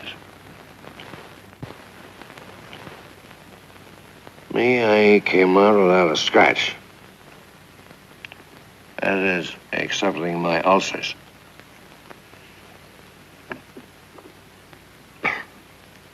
I should be drinking milk, you know. This stuff is poison. Hey, Tubby. Yes, Mr. Cannell? What do you say, huh? All right. Yep, I'm a sucker for this country. I'm a sucker for the Star-Spangled Banner, and I'm a sucker for this country. I like what we got here. I like it. A guy can say what he wants and do what he wants without having a bayonet shoved through his belly. And that's all right, isn't it? You betcha. Yeah. And we don't want anybody coming around changing it, do we? No, sir. No, sir. And when they do, I get mad. I get boiling mad. And right now, John, I'm sizzling. I get mad for a lot of other guys besides myself. I get mad for a guy named Washington. And a guy named Jefferson. And Lincoln. Lighthouses, John. Lighthouses in a foggy world. You know what I mean?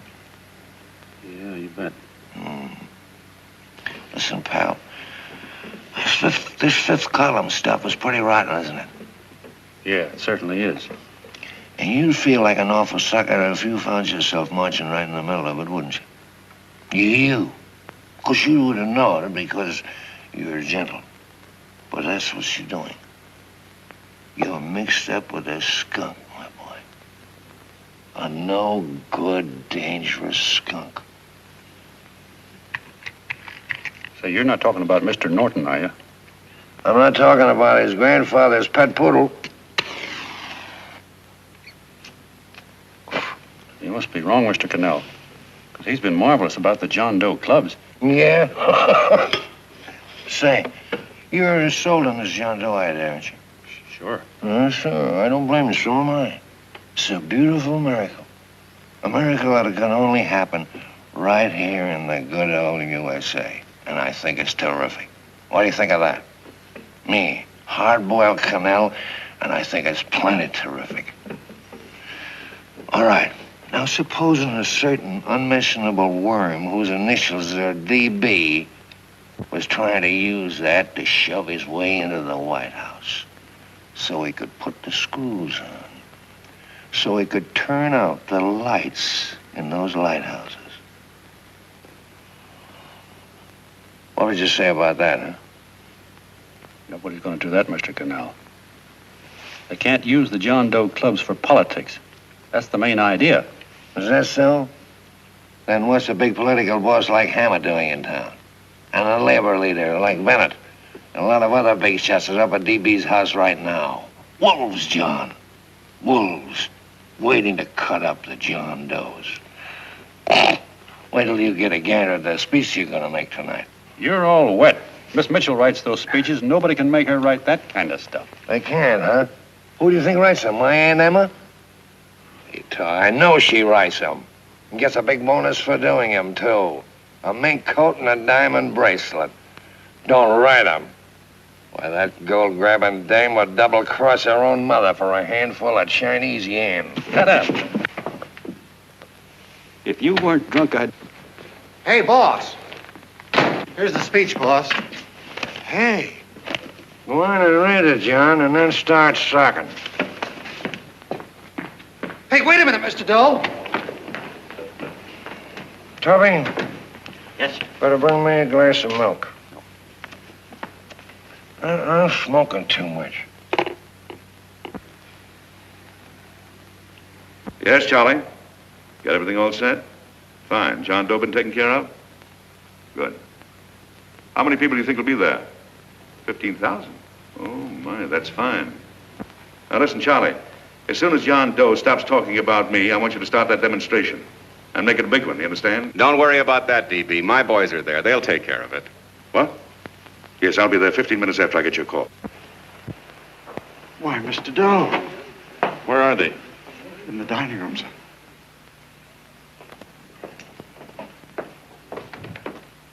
Now, gentlemen, I think we're about ready to throw that great big bombshell. Yeah, well, it's about time.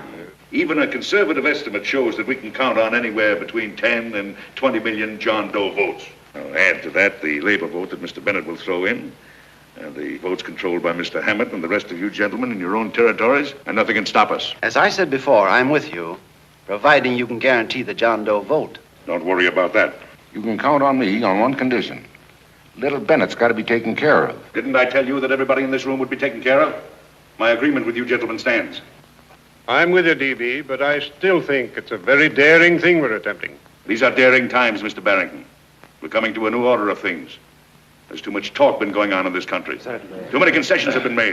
What the American people need is an iron hand. You're right. That's true. You're quite right, DB. Discipline. Right.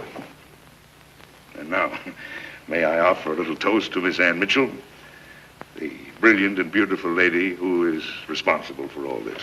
Miss Mitchell. Mr. Norton, I'd like to talk to you alone for a minute. Oh, Miss Mitchell has something to say to us. That's fine. Say it. Hello.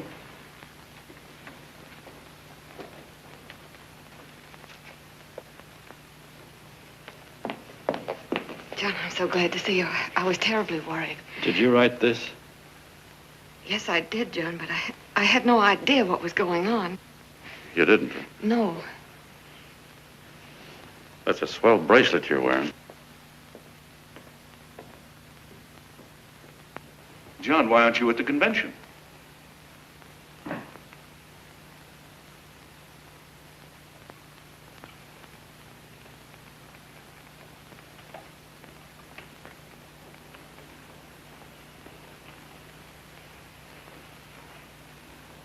Is there anything wrong? No, nothing's wrong. Everything's fine.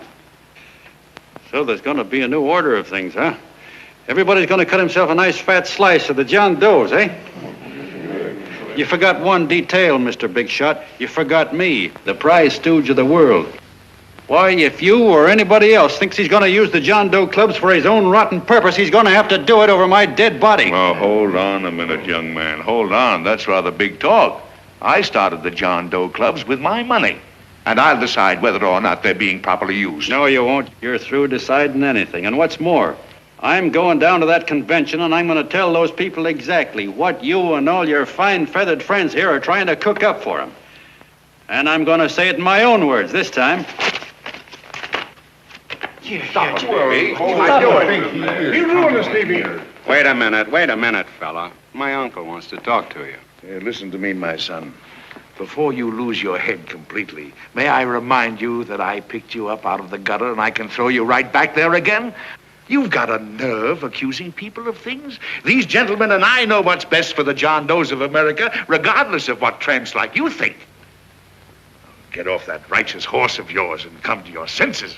You're the fake. We believe in what we're doing. You're the one that was paid the 30 pieces of silver. Have you forgotten that? Well, I haven't. You're a fake John Doe, and I can prove it.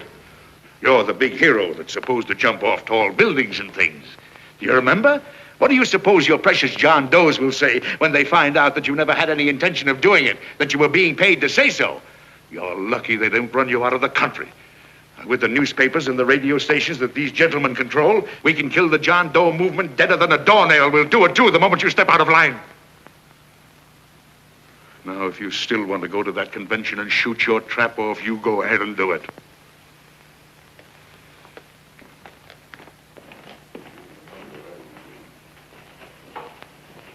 You mean to tell me you'd try to kill the John Doe movement if you can't use it to get what you want? You bet your bottom dollar we would.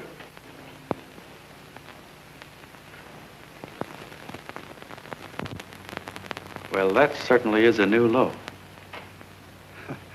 I guess I've seen everything now.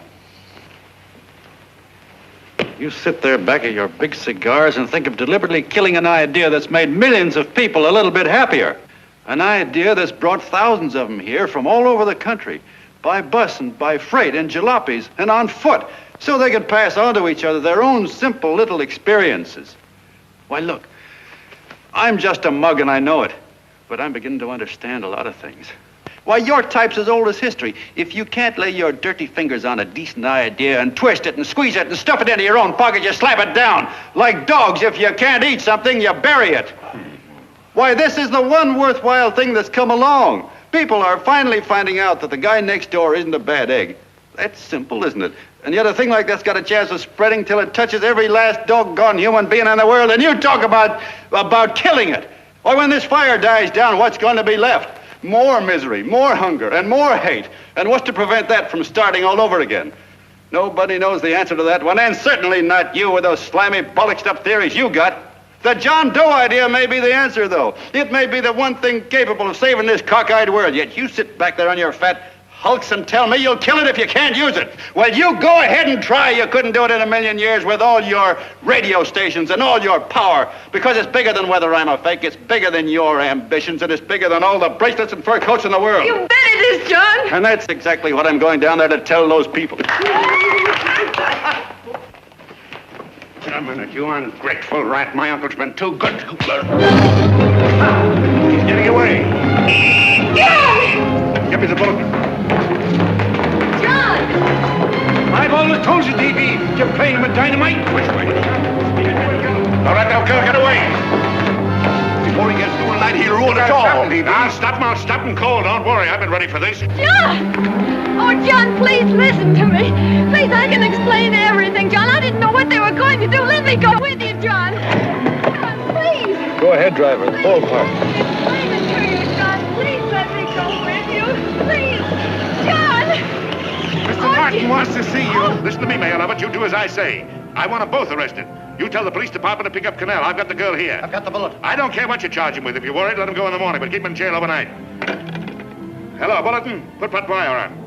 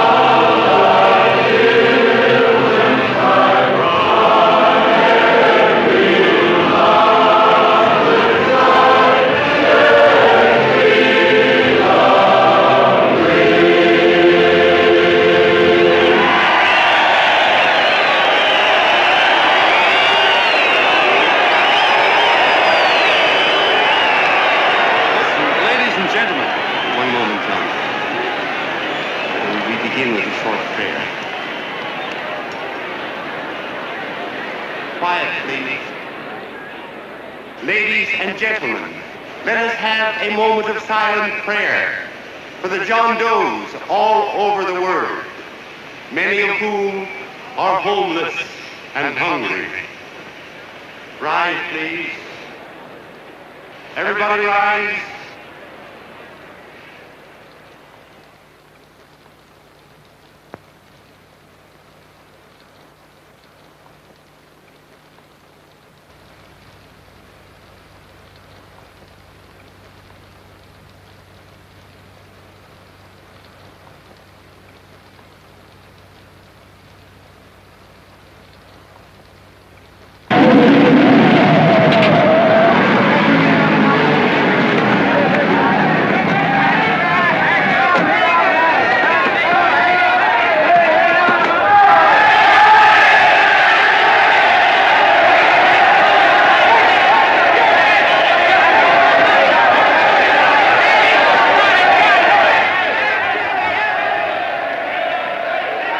Newsboys. Hundreds of yelling newsboys are swarming into the park like locusts. They're yelling John Doe's a fake. Fake.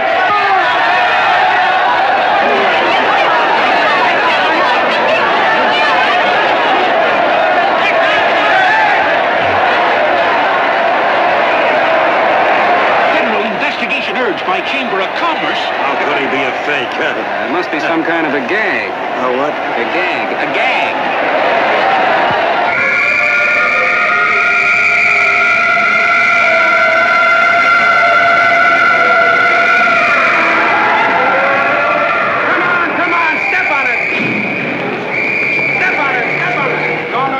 Now, so let's get going. Wait for the thing. Hey, miss, will you autograph my balloon? Sure.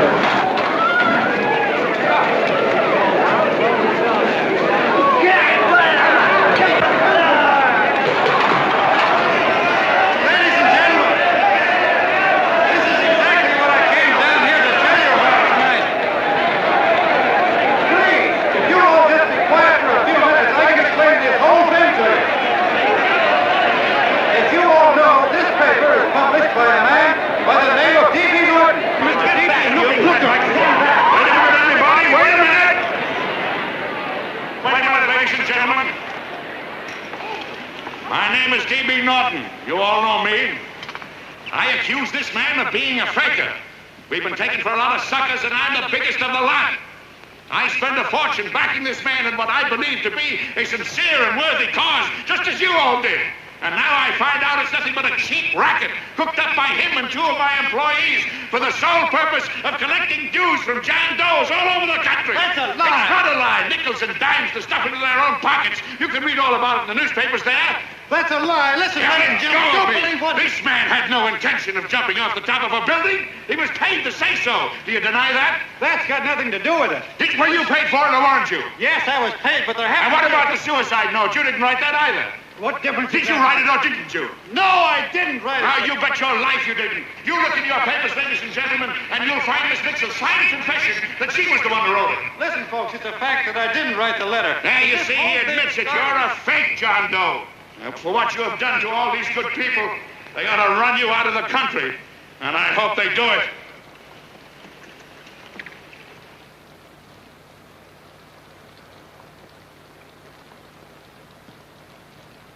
Speak up, John. We believe you. Please, listen, folks. Now that he's through shooting over his face, I've got a couple of things to tell you about. Come on, the rest of you get in here and riot. Break this crowd up. Come on. I'm sorry, folks, but we can't hear him anymore. Something's gone wrong with the loudspeakers. John Doe's a fake! Boo! They can't hear me. This thing's not working. Ladies and gentlemen.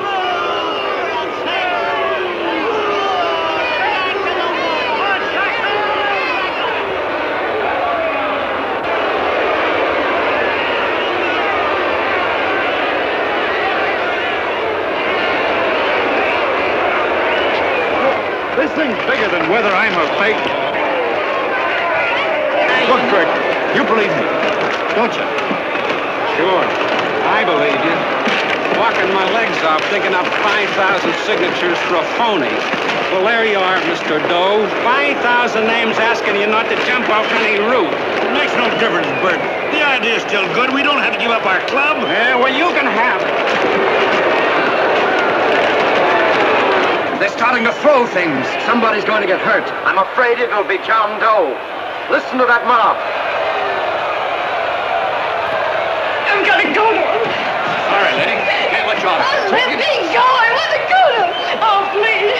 Please let me go. They're crucifying him. I can help him. Sorry, sister. We got orders to hold. Orders from who? Can't you see it's a framer? And oh, mother, they won't let me go. They won't let me go. Listen, folks.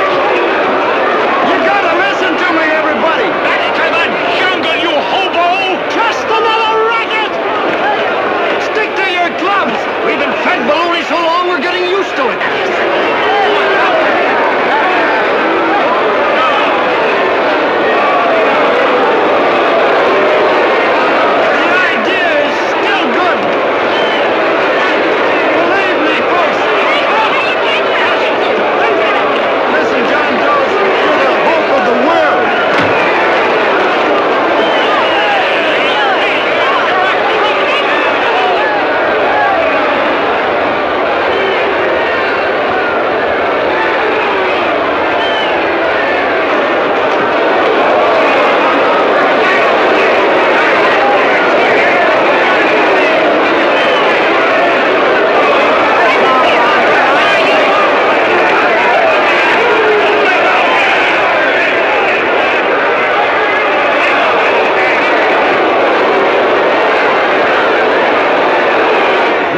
Managed to get him out of the park.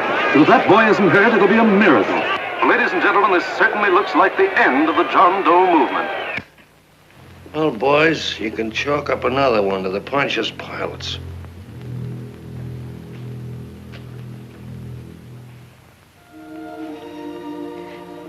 I should have been there. I could have helped him. He was so all alone. A lot of us are going to be mighty ashamed of ourselves after tonight. We certainly didn't give that man much of a chance.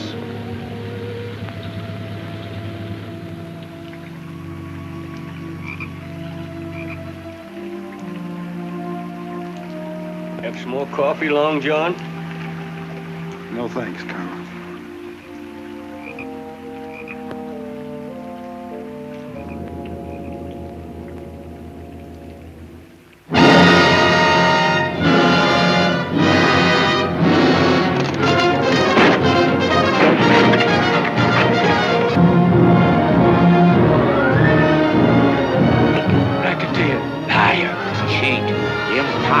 Why don't you jump? Christmas Eve at midnight.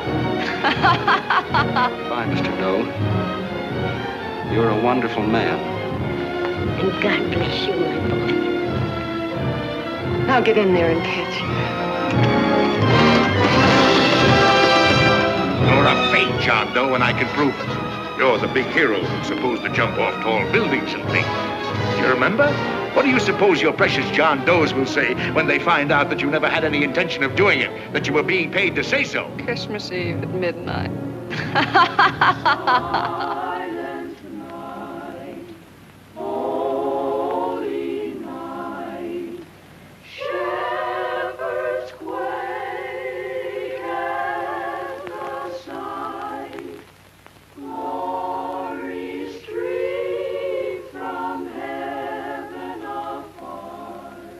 Merry Christmas, son. Merry Christmas. Christ the Savior is born.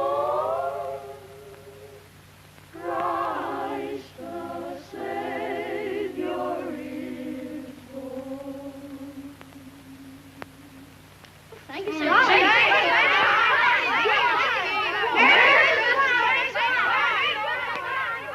Who? John Doe.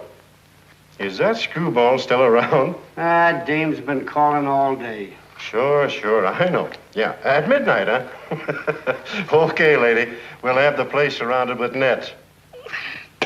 They're laughing at me.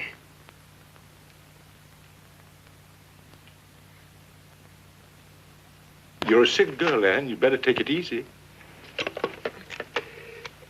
Whom are you calling now? You called that number not 10 minutes ago. Hello, Mr. Cannell. Have you seen him yet? Have you... Now listen, Ann, he can't possibly get in without our seeing him. I'm watching the side door and the colonel's out front, so stop worrying. Oh. Thank you.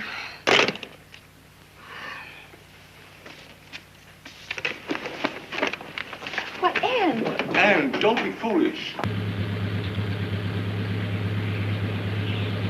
If this isn't the craziest, the battiest, the looniest wild goose chase I ever heard of. Shut up, Bert. Sourpuss is right. Yeah, well, if he is, I'm a banana split. That man is going to be on that roof. Don't ask me how I know. I just know, and you know it as well as I do. Sure. I'd like to believe in fairy tales, but a guy that's a fake isn't going to jump off any roof. I don't think he was any fake, not with that face. And anyway, what he stood for wasn't a fake. Okay, honey, okay.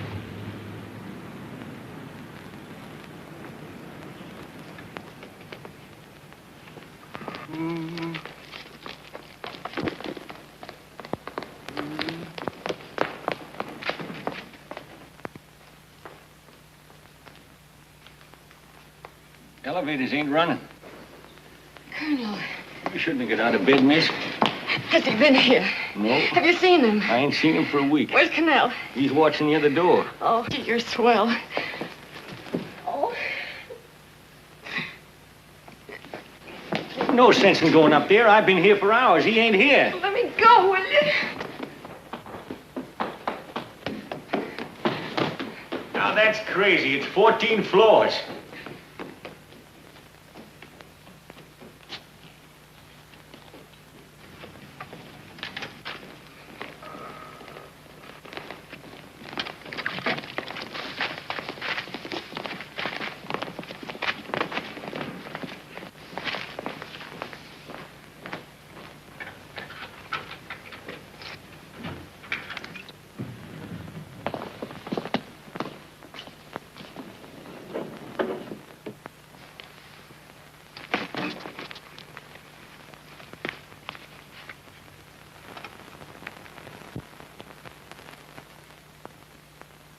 As far as the elevator goes, we gotta walk up to the tower.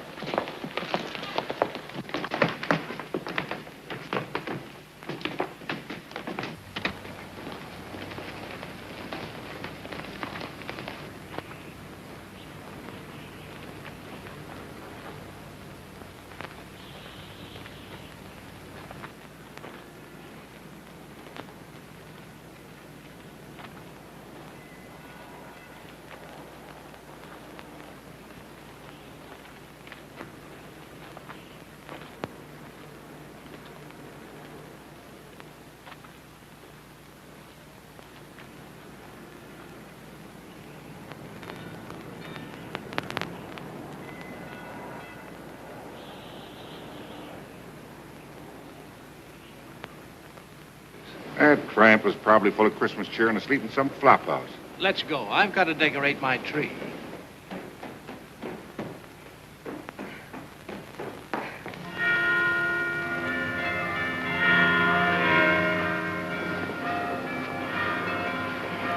Well, I give up.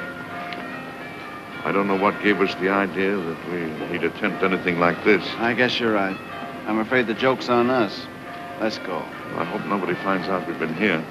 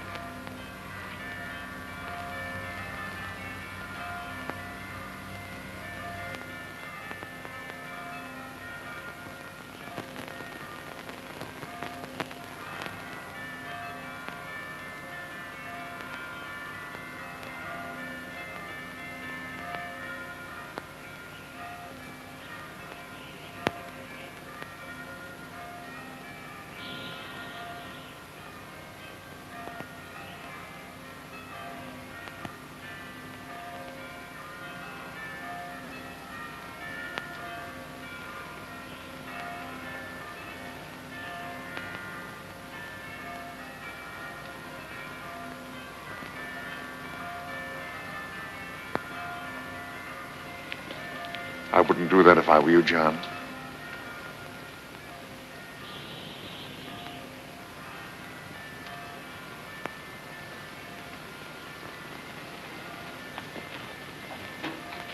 It'll do you no good. The mayor has policemen downstairs with instructions to remove all marks of identification you may have on your person. You'll be buried in Potter's Field, and you will have accomplished nothing.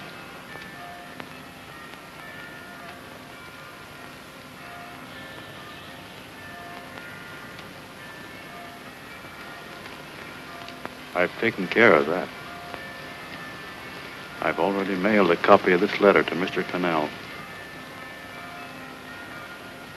John, why don't you forget this foolishness? Stop right where you are, Mr. Norton, if you don't want to go overboard with me.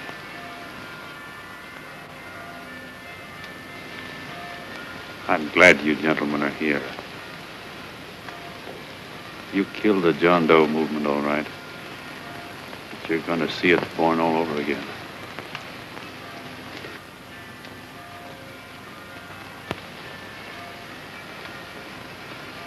Now take a good look, Mr. Norton. John! John! Oh, John, no, I won't let you unlock it, darling. Oh, please. Please don't give up. We'll start all over again. Just you and I. It isn't too late. The John Doe movement isn't dead yet. You see, John, it isn't dead or they wouldn't be here. It's alive in them. They kept it alive by being afraid of. That's why they came up here. Oh, darling. Sure, it should have been killed. It was dishonest. But we can start clean now. Just you and I. It'll grow, John, and it'll grow big because it'll be honest this time. Oh, John, if it's worth dying for, it's worth living for. Oh, please, John. Oh. Oh, please, please, God, help me. John, look at me. You want to be honest, don't you? Well, you don't have to die to keep the John Doe idea alive. Someone already died for that once. The first John Doe. And he's kept that idea alive for nearly 2,000 years. It was he who kept it alive in them. And he'll go on keeping it alive forever and always. For every John Doe movement these men kill, a new one will be born. That's why those bells are ringing, John. They're calling to us. Not to give up, but to keep on fighting, to keep on pitching. Oh, don't you see, darling? This is no time to give up. You and I, John, we... Oh, no. No, John. If you die, I want to die, too. Oh, I love you. Oh, John.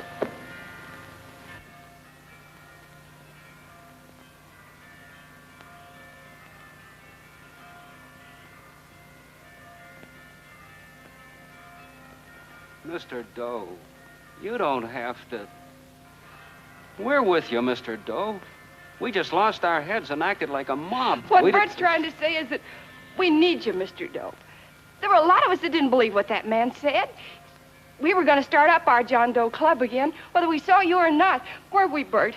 And there were a lot of others that were going to do the same thing. Well, Mr. Sourpuss even got a letter from his cousin in Toledo. I got it right here, Mr. Doe. Only it'd be a lot easier with you. Please. Please come with us, Mr. Doe.